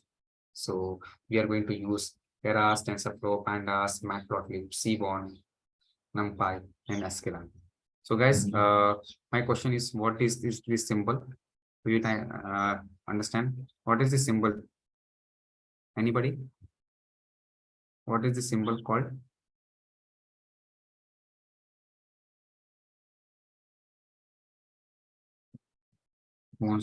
Yes, guys, correct. At least you guys know. So this is the symbol for Python. Okay. So basically, the Python is the programming language here that we are going to use for our programming, and we are using different kind of libraries. So we are using sklearn libraries for machine learning, NumPy and Pandas. NumPy for numerical Python, Pandas for data manipulation, Matplotlib, Seaborn for again for visualization, TensorFlow, Keras for again for different kind of algorithms. Okay. So this is a set of algorithms that we're going to use. Just give me a minute, guys.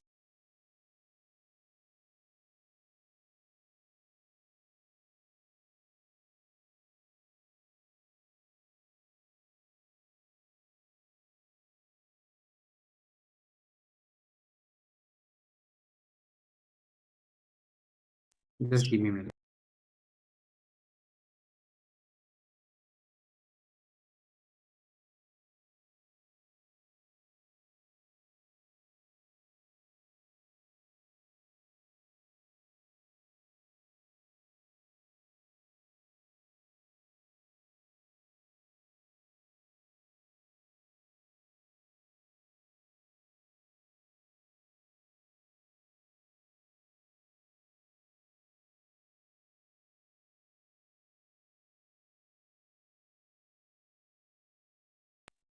Just give me a minute, guys.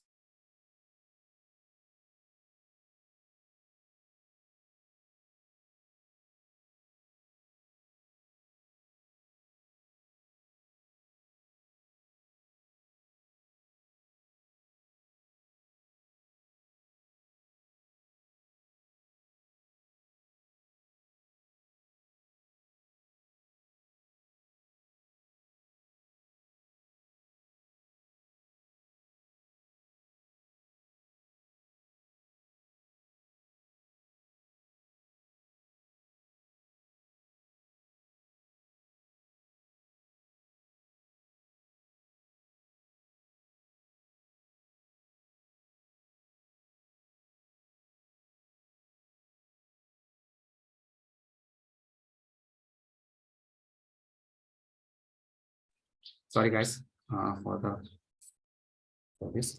So, so here we have seen, this was the complete introduction of data science. So basically, here we are going to learn about the machine learning, so which is nothing but the method for data analysis that will automate your analytical model building. So it is a field basically that uses scientific methods and algorithms to extract the knowledge and insights from the structured and the unstructured data. Okay. So if you talk about the data, so from the social media to IoT devices, we are generating an amount of data every year. For example, let us take the example of Uber. So what do you think, what do you think that makes Uber a very rich and multi-dollar company? So with Cap, what do you think? So basically the answer is the data makes them rich, because next question is the data enough to grow the business? So like how to use the data and draw useful insights and solve the problems. So the data science is basically to use the data to provide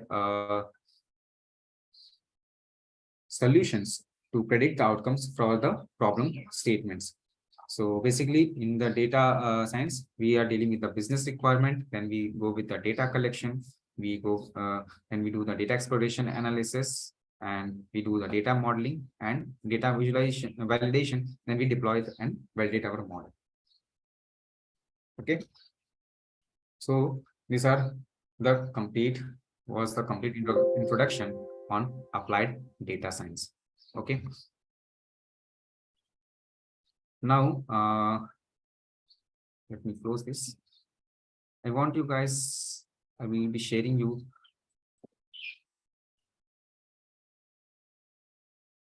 just a minute, guys.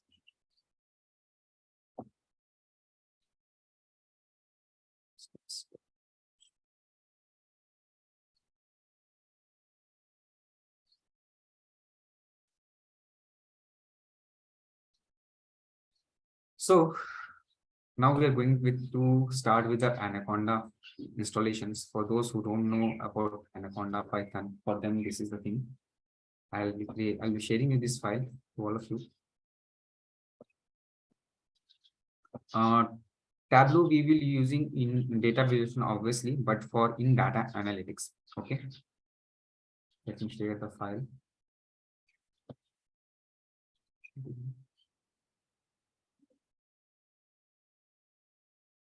For those who are not aware of this Anaconda Jupyter Notebook Python, please have this file and follow the instructions mentioned in the PDF how to install Anaconda.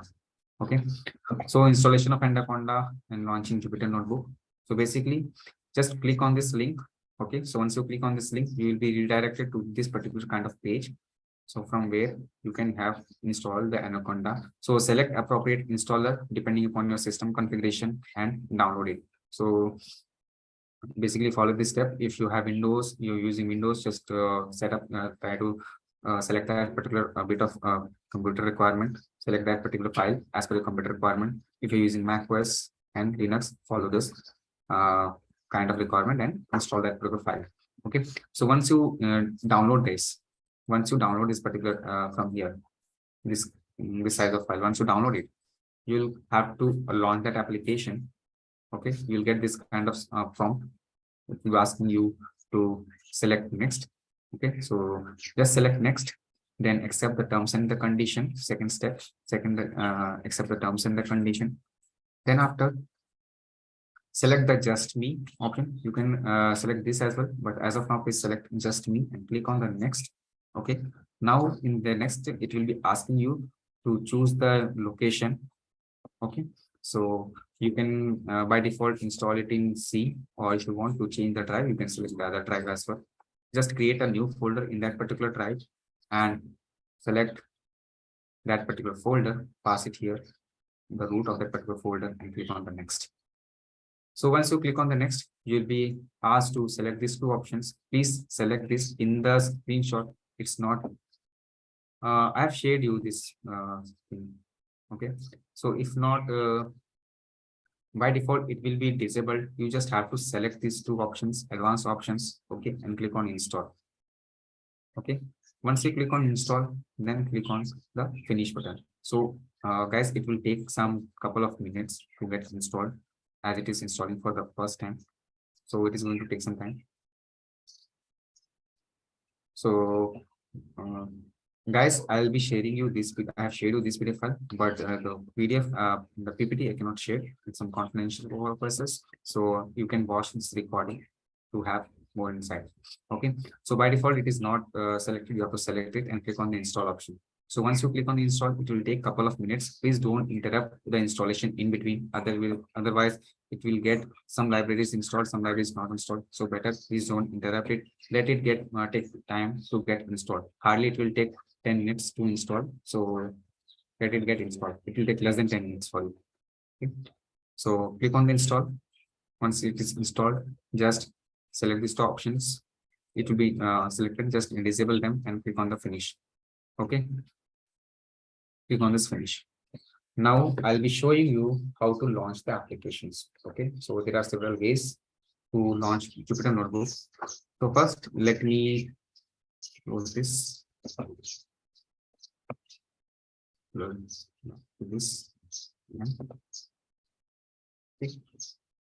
Close this as well. Now, once your application is successfully installed, you can go to the start bar and you'll find Anaconda 3 as per the pic of the computer mentioned here. You'll get this folder. Click on this. You'll find a ring kind of symbol here saying Anaconda Navigator. Select that particular thing. Okay. So since it is for you, it will be launching for the first time. So it will take a couple of minutes or seconds to launch the particular application. Please don't select it again and again. If you are selected once, please wait for some time. It will get started. So you can see the processing has been started in the backend and Anaconda is getting launched. Okay.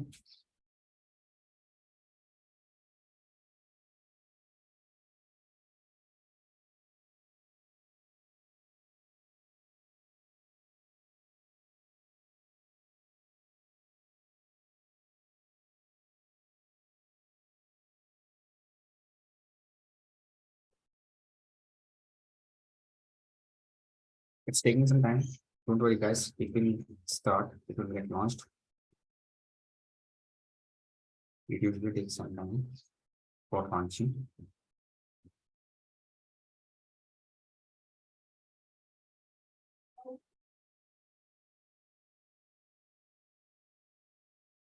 You can see the application is launched now. Okay, so this is nothing but your Anaconda Navigator. So you have got so many applications installed here by default. Okay, so in our purpose for our learnings, we are going to use this Jupyter Notebook and this Spider. Okay, as per our curriculum, we are going to use Jupyter Notebook and the Spider. Spider for Flask and Jupyter Notebook for Python programs. Okay. Why we are going to use Anaconda? We can directly go with the other application also. We are recommending you to go with Anaconda Navigator because it has got pre-installed libraries. Okay. Otherwise, you have to, if you're using any other platform, you may have to install those libraries one by one manually. Okay. So it's better if you use this, you just have to import it directly. You don't have to install it. Okay, so please, if you are want to use, please, I will recommend you to go with this.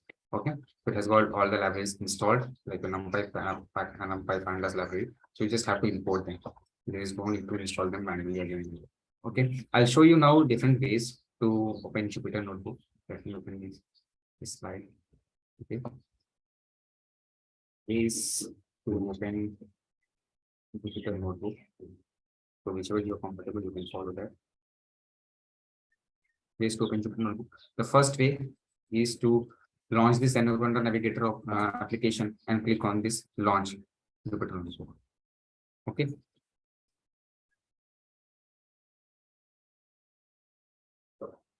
So by default, it will whichever browser is set, that Jupyter Notebook will be initialized or opened in that particular Jupyter in that particular browser. So for my case, it's set as for browser like Mozilla by default. So it is by default set. in the system. So it will be launching in this particular browser. So if you don't have Mozilla Firefox, maybe it will be launching in your Internet Explorer. So in my case, it is set as Mozilla. So most commonly it opens in Mozilla Firefox if you have installed. So like this way, you will see your Jupyter notebook. Okay, so this is your Jupyter notebook. I'll come on this platform, explain this interface after some time. But first, let us see and watch out like how to say what are the ways like how to open the Jupyter notebook. So this was the first way, like using Anaconda.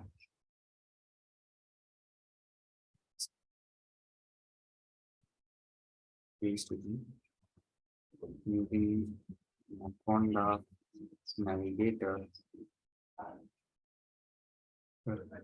Just select Jupyter. Okay. Next way, let me close this. I'll close this now. Will even close my Anaconda navigator also. Wait. Yes. Navigator is closed. Now again, you can directly type here in the search bar Jupyter notebook. Okay, like this, and you can launch this application, or you can go to your Anaconda navigator and select this Jupyter notebook. Okay, by this way also you'll be able to open your Jupyter notebook file. Okay, this is your Jupyter notebook file. So the second way to open Jupyter notebook file is directly search Jupyter notebook in search bar. Okay, let us see the third way. Let me close this. So third way, we will start, click on the start in Anaconda 3. We will find there is an Anaconda prompt. Okay, there are two options, Anaconda PowerShell prompt and Anaconda prompt. We'll launch it through Anaconda prompt. Click on Anaconda prompt. Okay, and now just type Jupyter notebook. Just be careful while typing the spelling, otherwise it will give you spelling mistake. So just type Jupyter notebooks and select click enter. So it will process in behind and it will open the Jupyter notebook for you. Okay. So this is also a way to open the Jupyter notebook. So in Anaconda prompt, in Anaconda prompt, type Jupyter notebook. Okay. So if you have seen these three ways that we have seen, like using Anaconda navigator, directly searching Jupyter notebook or Anaconda prompt, by default, this is getting opened in your C drive. Okay. By default, it is getting opened in your C drive. This is by default in your C drive. Okay. All these are in your C drive. So now we are going to change the directory and open Jupyter notebook. So let me close this and select start Anaconda prompt. I'll select Anaconda prompt here. Now, if you see here, by default, my directory is C directory, and I want to change my directory to D directory. D drive. Okay, I'll mention D colon enter.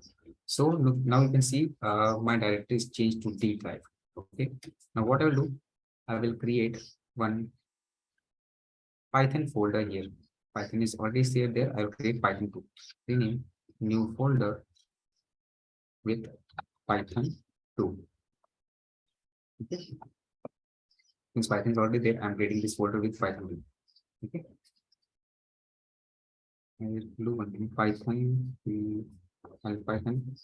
underscore create nm Python. Okay. So this is the folder that I have created. Now, right now, there is no folder inside this. Okay. I will go to the Anaconda prompt bar. I will pass cd nm Python and click on enter.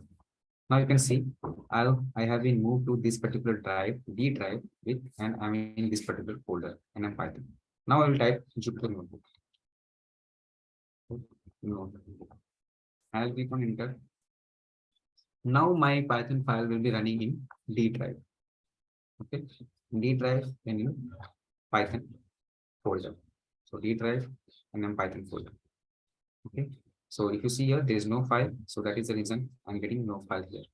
Okay, so these are the ways like how you can open the Anaconda Navigator.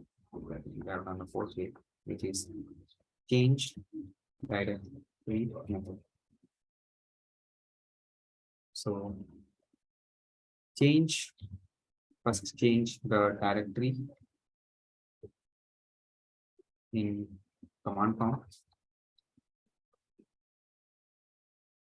How are we going to do that?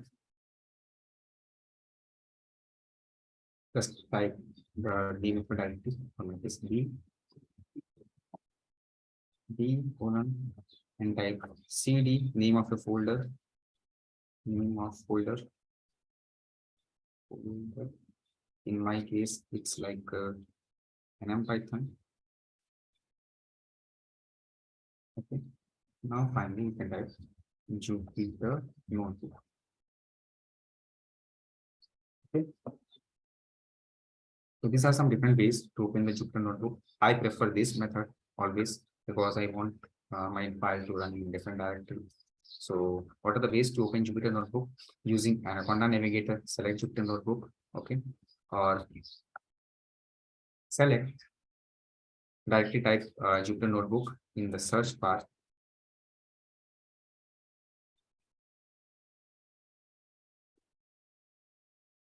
And in Anaconda prompt, third way, in Anaconda prompt, type Jupyter Notebook, and last way, change the directory method where you will first mention the name of the directory where you want to move into, then you pass the folder name using cd command, cd space name of the folder, and finally we type Jupyter Notebook to launch the Jupyter Notebook application. Okay. So this is how you're going to open the Jupyter Notebook. Just give me a minute.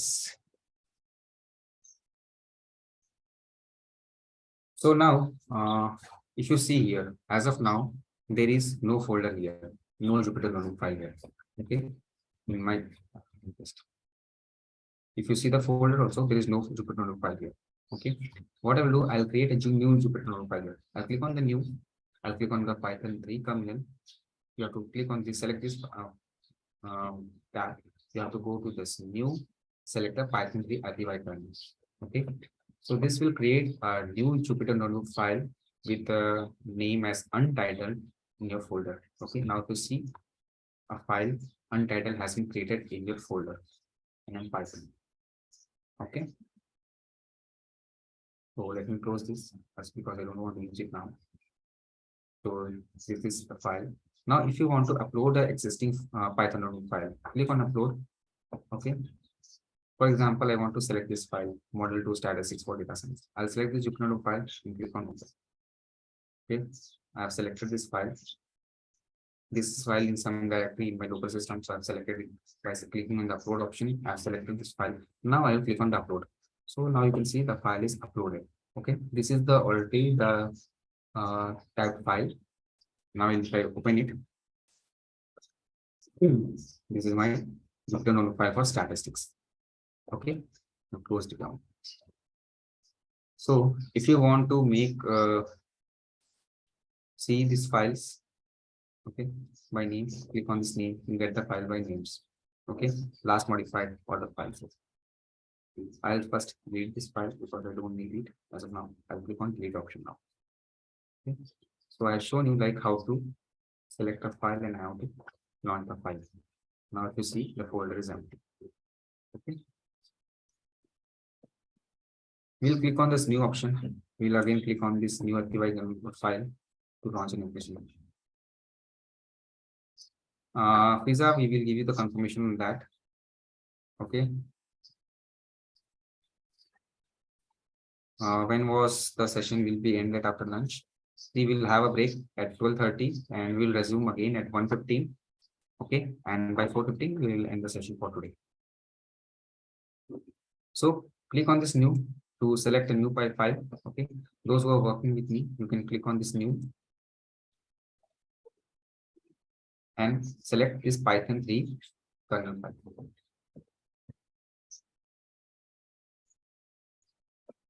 Okay, wait for some time. Don't get let it as I'm doing as of now, but I request you to please wait for some time and make it get it processed so that a new file can be opened.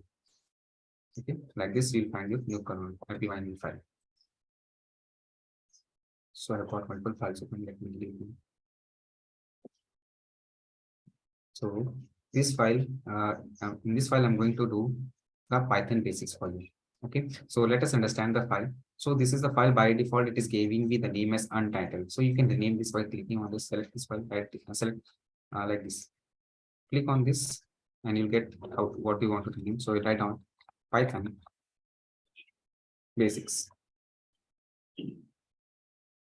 Okay, the basics of Python.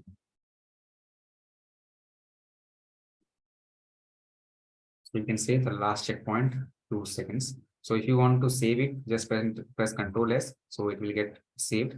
A checkpoint will get created. So in the files, you will find how to open a new notebook, how you want to open any existing notebook. If you want to make a copy of it, you can make a copy. If you want to save it, some other name, you can, if you want to save as. If you want to rename it, you can rename it.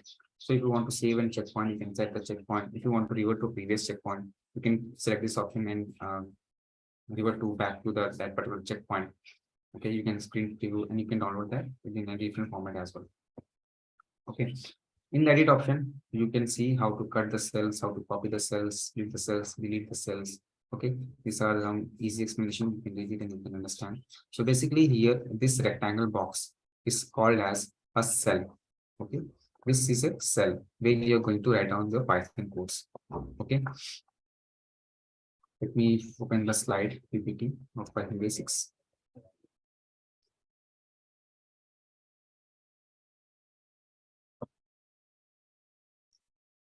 So Python is a why Python? Basically, machines can understand only binary language. So it is an open source. It is a high level programming language. It is interpreted language. It is a general purpose language. Vast amount of committees and libraries are present here, and it is a procedure-oriented, object-oriented language. And the syntax that we use in Python is very easy and simple.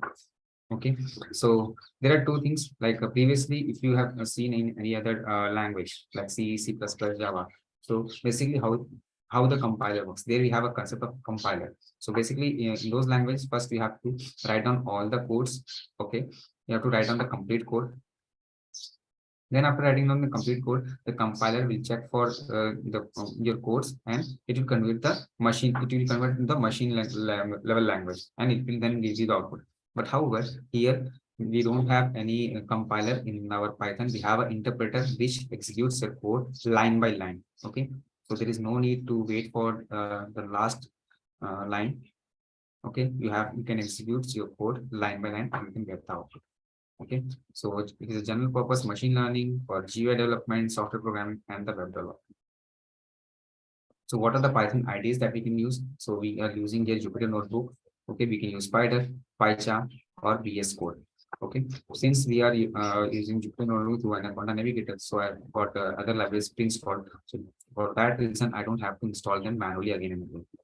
Okay, I just have to import it. So we have already seen like an Anaconda Navigator installation, how we are going to install Anaconda Navigator and how we can launch the Jupyter Notebook. Okay. So in this page, if you see insert, how you can insert cells above and cell below. So if you click on insert, so if you click on this insert a cell above, one cell will be inserted above. And if you insert a cell below, one cell will be inserted below. Okay, so this is the use of insert, or by default, there is for shortcuts to insert a cell above and below are like click A to get a cell above and click B to cell to have a cell below. But before that, try to understand there is a two colors here.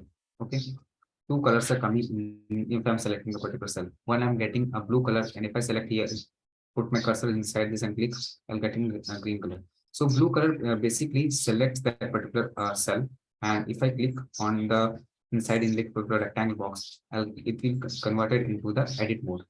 Okay.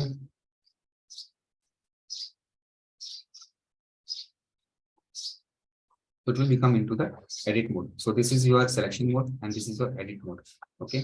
So if you want to create a cell above, first you have to come back into the selection mode by clicking like this and press A one time. So you get a cell above. And if you want a cell below, click press B. You'll get the cell below. Okay. So and if you want to delete these cells, this cell, just press D double time in the selection mode. Okay. Like this. Press D two times, it will delete a cell. Okay. I'll create a new cell by pressing D so that a new cell gets created below, and I press A to get a new cell above. Okay. Now if I want to delete, press D, press alphabet D two times. D for Dubai. Press alphabet D two times. Okay. Now, if you want to run a cell, you just have to press Shift Enter together or Control Enter together. So you can see how to run the cells, Control Enter together, or you can also select Shift Enter together. So this is a kernel. Basically, it acts as an interface between your system and the server. Okay. So if you want to interrupt the kernel, suppose if you're running some application, if you're running some block of cell, it is taking too long time. So you can interrupt the kernel. Okay. You can restart the kernel, in the sense the server, and then you can restart and run all the cells, whatever you have written. And if you want to interrupt, first you have to interrupt and you can restart, and then you can restart and run all the cells. Okay. But here, if you see, I have just one block of cell, but as soon as I go in the programming, I'll get n number of cells created. Okay. So there may be a situation where my server becomes slow and it will take too long to process. So in that case, you can just interrupt it and you can restart the kernel, and you can select restart and run out. So it will run all the cells automatically. Instead of you going back and running each cell one by one, it will do it for you. Okay. Now, next is here. If you see, just ignore these options. So here, this is called a save option. If you want to add new cells, you can select like this. If you want to cut it, you can cut. If you want to create a copy of cell, you can select this. If you want to paste it, you can paste it this. If you want to move between your cells, okay. Suppose I've created multiple cells. If I want to go to any other cell, cell above, I just select this option to go cell above, and if I want to go below, I'll go by this way. Okay, this is also option to run your cell. Okay, and this is option to pause the interrupt the kernel. Okay, so we see first we'll start with a very basic programming. Okay, now if you see here, this is the selection mode, and if I press enter and click inside here, I'll get it into a edit mode. Okay, now I'll try print very popular statement, which is nothing but your hello world. I'll print it. Print. How will print? Will type print in the bracket, in the parentheses, I'll pass string hello world. Okay. So if you see here in the square brackets, as of now, I don't have anything. Okay? I don't have anything. So if I press enter now, so you will see it has got one number written over here. So this number basically denotes at which sequence this particular block of cell was executed.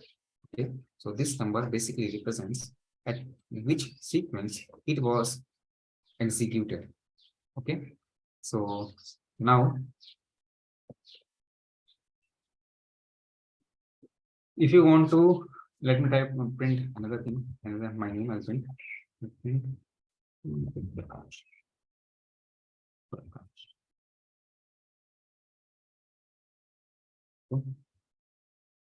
And I press shift enter together. This is missing. So we can see this cell was printed on the third time. Okay, third sequence. On the second sequence, it showed me an error like this was missing, this particular thing was missing. But in the third sequence, it was printed. Now, if I run it again, I'll get 4. If I run it again, I'll get 5. Okay. So this is basically this represents the sequence of this execution of this particular block of cells. Okay. If you see here, as of now, if you see here, as of now, my cell is in core mode.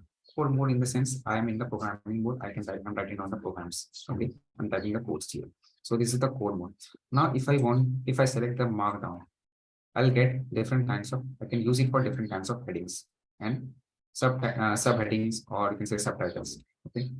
So to use markdown, you can have to first type hash First, select by default it is in bold.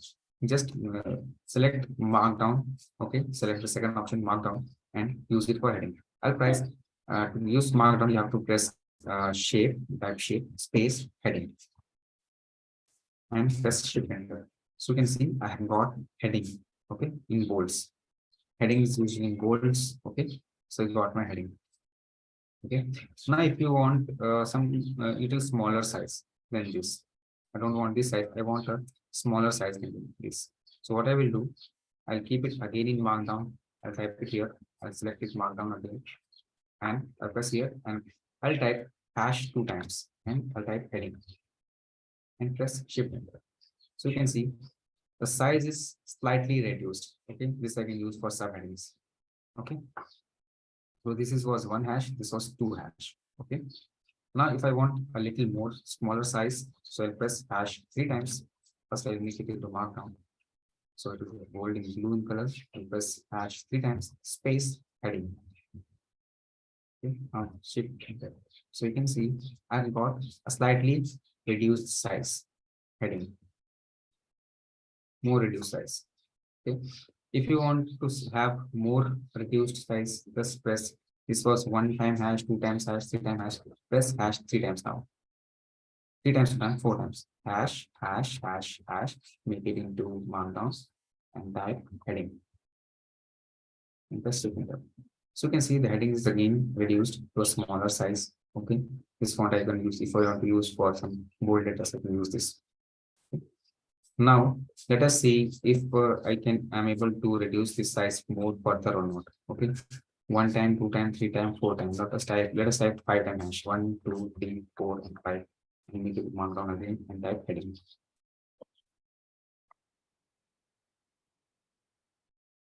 See, the size is same, but I'm not able to get a small size. The size is same, but it is now I'm getting it in italics. Okay, I'm getting in italics. So these are the way how we can use to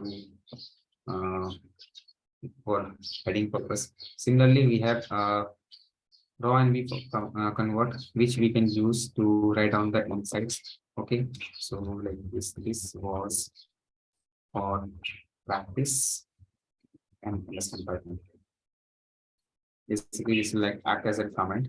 So if suppose you are doing any visualizations and you want to write down some insights, okay, then in that case you can just select this raw and we'll convert and press shift enter. So it will act like a command only. Okay, so insight in the sense the findings from the visualizations, the outcome, what you understand from a particular visualizations, that all things can be written in this particular thing.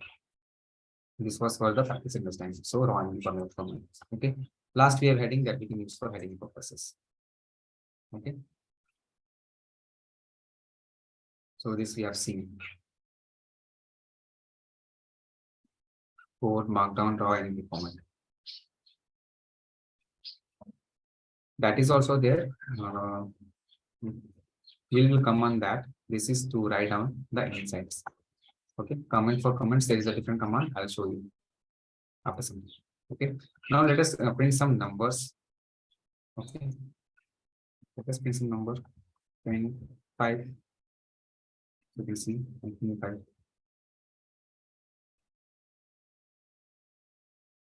And if we want to print some 14 numbers, let us print that also print 2.5. So print 5, 2.5. I'm getting printed. Okay. Now let us see the variables.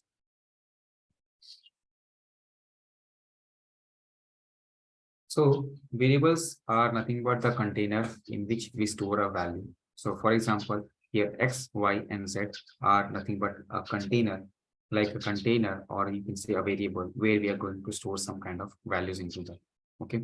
So what are the values that we're going to store them are nothing but like 7, which is your integer number, 3.1459, this is your floating number, and true and false are denoted by boolean. Okay, So let us see down the data types inside the Python. I'll make it into primary convert, mention data types. So first is your integer. So it should be like integer value. These are nothing but integer values. For example, 7, 1, 5, 2, 4. These are nothing but integer values. Second is your float. Okay. So float are nothing but your decimal values. For example, 1.5, 2.5, 6.5, 2.4, 10.4. Any values in decimal is nothing but a floating number. Next, we have Boolean values. Boolean values are nothing but the values in the form of true or false. Okay, these are Boolean values. Any values which are in the form of true or false are your Boolean values. Okay, we have this is your string values, and this is the Boolean values. I hope I'm clear with the data types.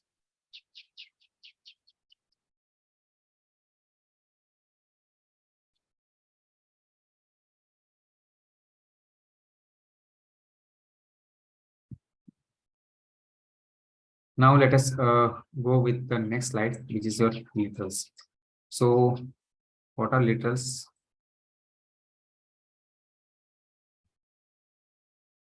So literals are defined as a data that is given in the variable or the constant. So what are literals? Basically, literals are nothing but the numbers that we are going to store in the variables. Literals are nothing but the values or the numbers or the Boolean values that we are going to store in the variables. So here in this example, the number is now nothing but my variable, and this 20 is my literal. Okay.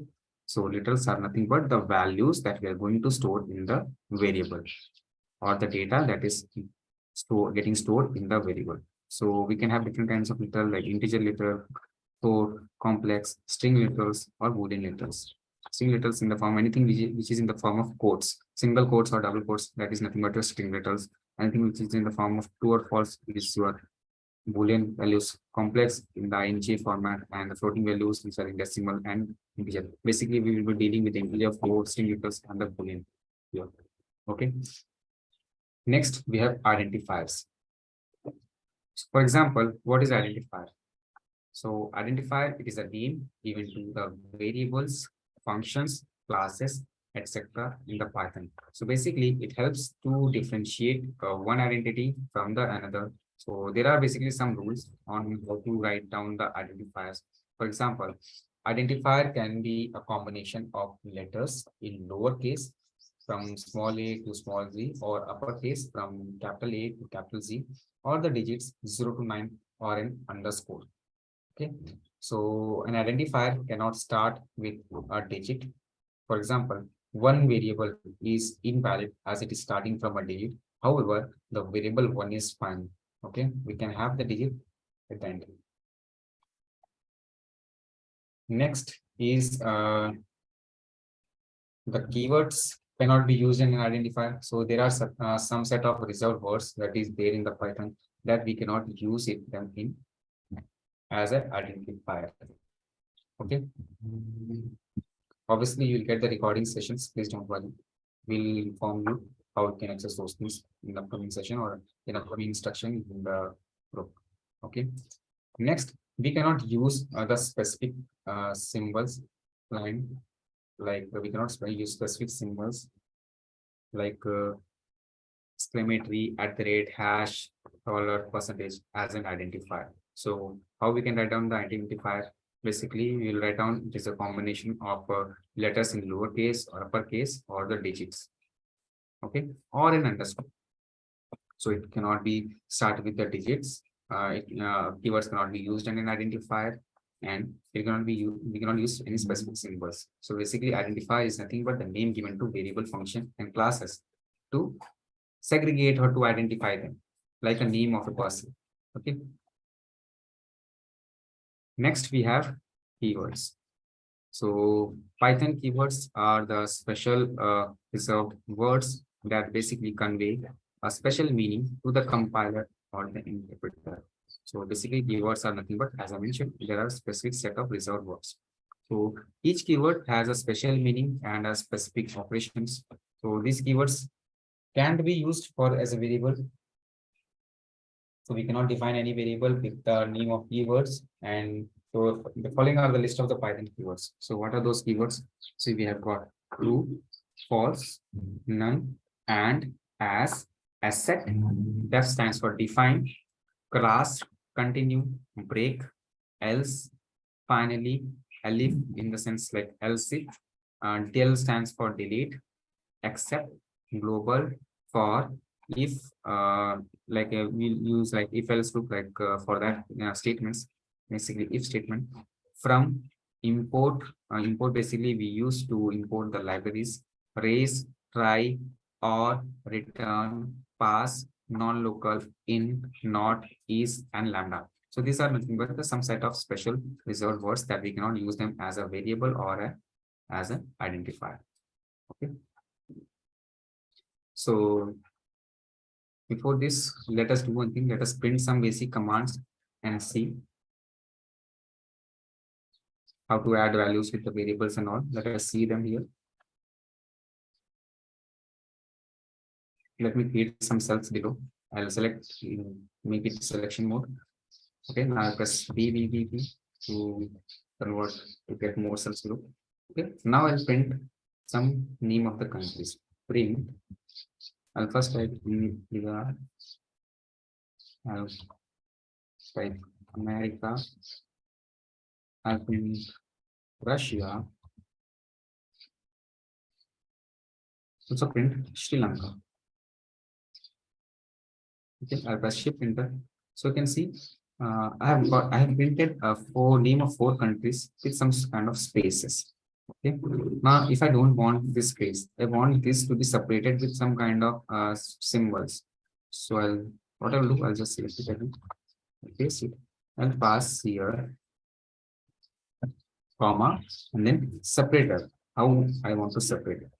We'll pass separator is equal to, in the quotes, I'll pass a forward slash. Okay, now I will press enter. So you can see now my 4 countries are separated by a forward slash. Okay, if I want to maintain a space, just press a space here, press enter. So you can see now the space is added. Okay, now the same thing. I will select this again. If I want to separate this country with some other symbol, for example, I want to separate it with a hyphen. Okay, I press a hyphen here and press shift enter again. I'll run it. I will get my country separated by a special symbol hyphen. Okay. Next, I'll again print it with some other symbol. Let me try it. Multiplication symbol, star symbol. Okay, and press shift enter. So you can see my countries are now separated with a special symbol, star. Okay.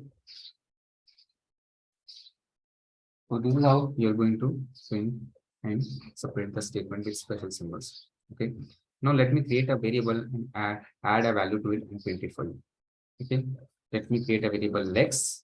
I'll assign a value 50 to it, and I'll print my x. Print x. So you can see here I have printed 50. So what I've done is I have created a variable x. I've assigned value 50 to it, and I have printed my x. Okay. Now you'll see adding value with the variable. Adding value with the variable. So what I'll do, I'll get a value y is equal to 10. I've created a variable y with the 10 value.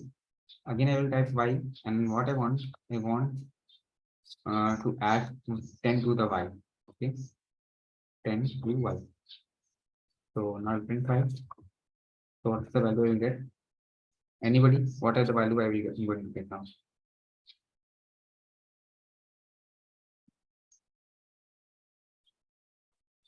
Any answers, guys? What is the value now?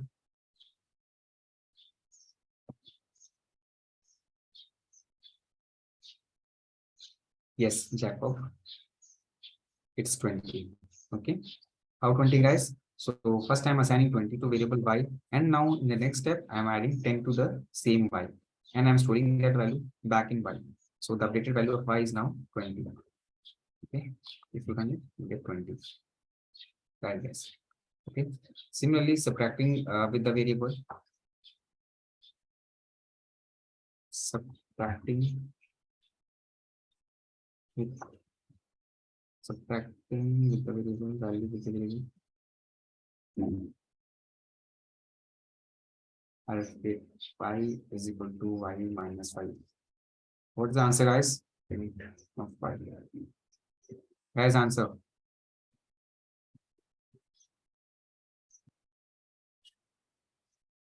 Kathi round. Correct. It's 15. How 15? My value of my y was 20. So what I'm doing, I'm subtracting 5 from 20. So I'm getting 15. Okay. Similarly, if you want to see the multiplication, I'll just create a variable x is equal to 10. I create a variable x again, I'll multiply 20 to x, 20, 10 to x again. Okay. Now I'll print x.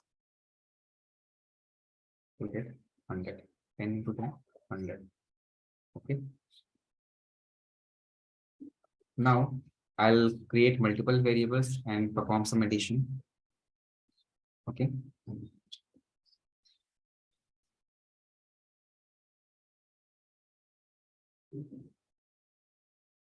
So A is equal to 100 and B I'm taking and I'm assigning 52. Now I'll print A plus B. This is not another addition. So you can see what I've done here. I've taken a value A is equal to 100 and B is equal to 15, and I've got the value as 50. 150. Okay. If I want to do the subtraction, simply I'll pass A minus B and I will say subtraction. If I run this directly, also I'll get my value 50. 100 minus B as 50. Okay. If I want to see the multiplication, A into B, run it, so you got 5,000. This is a multiplication. Okay. Let me assign the values in a different way now. I'll create a variables A, comma B, comma C. A, comma B, comma C. And I want to assign the values like 10, comma 20, comma 30. Now I want to print A, B, and C. So see, I have got for A, it's 10, for B, it's 20, and C, it's got 30. The sequence I have given the variables and the sequence I have given assigned values to it. In that sequence, it will be allocated. Okay. Now let us see the dynamic typing.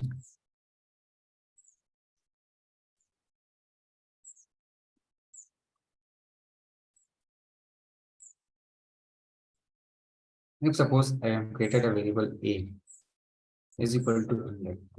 Guys, if I want to know the type of A, how would I get it? Can you tell me? A. What is the command to know the type of A? Those who are familiar with Python. How can we see the type of A?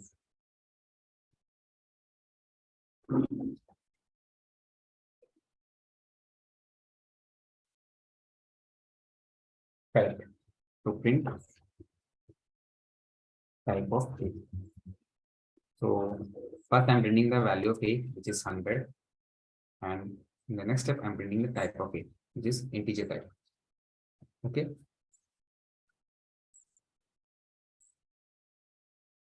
Let me try for a decimal value. B is equal to 10.5 pin B and pin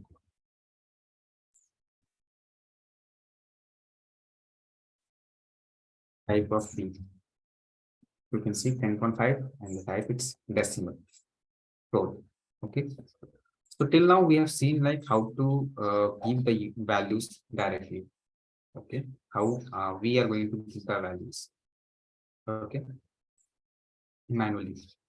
But now if I want the user to feed the values, for that what I will do, first I will create a variable x is equal to, I want the user to enter an integer value or number value. So pass in the data type of that is an integer. In the bracket, I'll use input function to get the input from the user.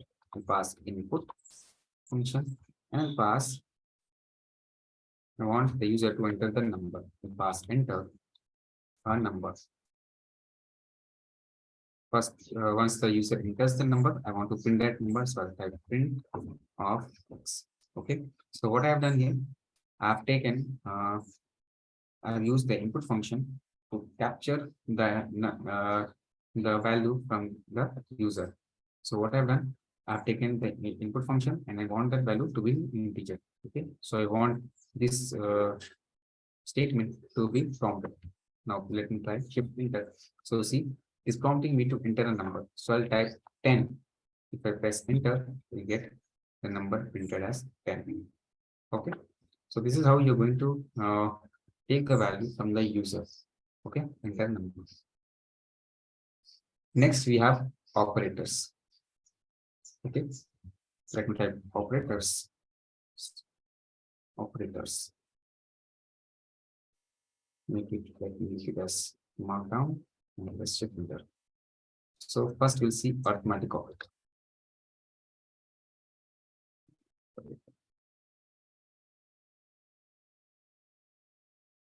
Okay, so I'll create a variable a is equal to 10. Create another variable b is equal to 5. I want to print a plus b. Okay, I'll print a minus b. Next, I'll print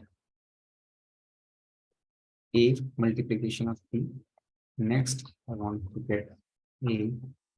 Guys, tell me what is this symbol used for? A percentage b. First, tell me what the percentage symbol, what it is, what I will get, what is it is used for, and next print a slash of b and print of a multiplication of b. So guys, tell me what is this used for and what is this used for?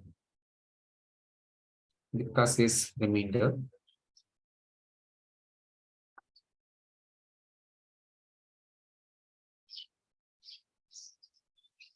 And what is this one used for?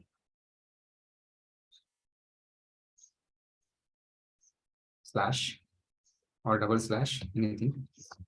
What is this used for?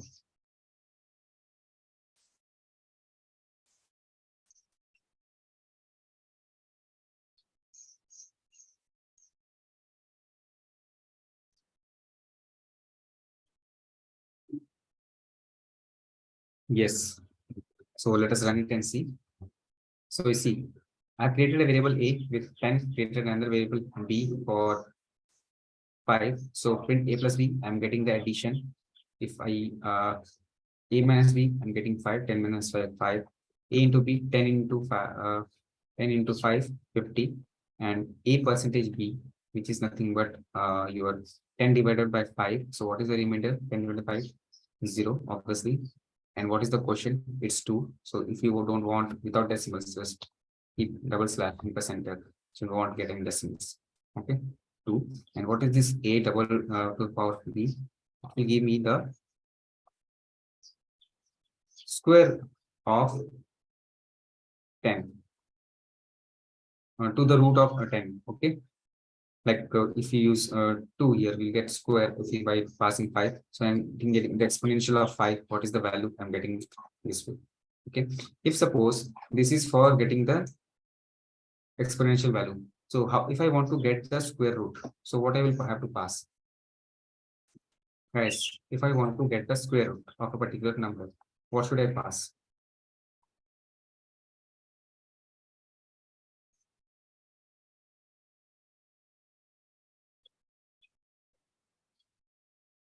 This is for getting an exponential. If I want to know the square root.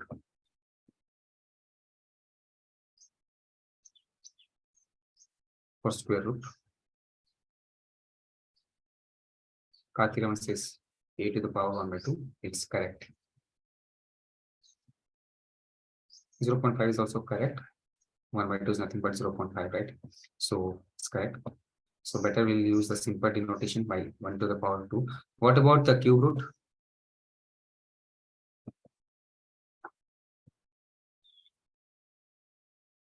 What about the cube root? Correct, Mukesh. So let us try. I'll create a variable a is equal to 25 and I'll print a to the power of 1 upon 2. So it's 5, right? Similarly, I'll try a is equal to this time 125 and I'll print a to the power of 1 upon 3. And please make sure you have to pass it in brackets, otherwise you'll get an error. You are passing the something in the exponential.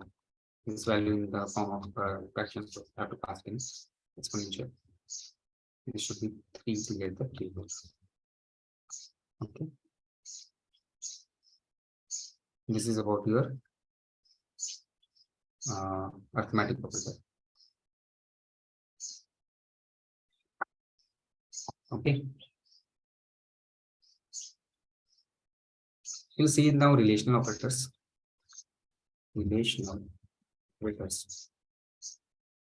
So I'll create a variable a is equal to 100, b is equal to 50. I'll print a less than b, print a greater than b, and print of a greater than or equal to b, print a less than or equal to b. Okay, so it will give me basically the relation operator. It will give me the values in the form of true or false Boolean expression value. Run it. So a is equal to 100, b is equal to 50. So is a is less than b, false. Yes, a is not less than b, so it's false. Is a greater than b? True. Yes, a is greater than b. A is greater than or equal to b? Yes, it's a is greater than b and equal to b. Is a less than or equal to b? False. Is not less than or equal to false. Okay. Next we have membership operator. So I'll get a variable s. I'll put it Python string into it, and now I'll try to print y in s, y in s, and I'll try to print h in s, and print z in s. So here what I'm doing, I'm trying to first identify whether y is present in this string, which is nothing but denoted by the variable s. So is y present in this variable s? What is s? S is nothing but the Python string. And if h is present in the s or not, or z is present or not. If I run it, okay. This has to be commented out. So true, false, true, false. So y is in s, yes, y is in s, so true. H is in s, yes, h is in s, th, and z in s, no, z is not in s, so false. So by this way, I'm getting my operators. Okay, I'm trying to find out the members of the variable or not. Okay. So guys, we can stop here for the lunch. Then we will resume post the lunch. Okay. We'll do one thing. We'll stop here for the lunch and then we'll resume again after the lunch. Okay. Please come back by 1:15. We will continue this session from where we have stopped after the lunch. Okay.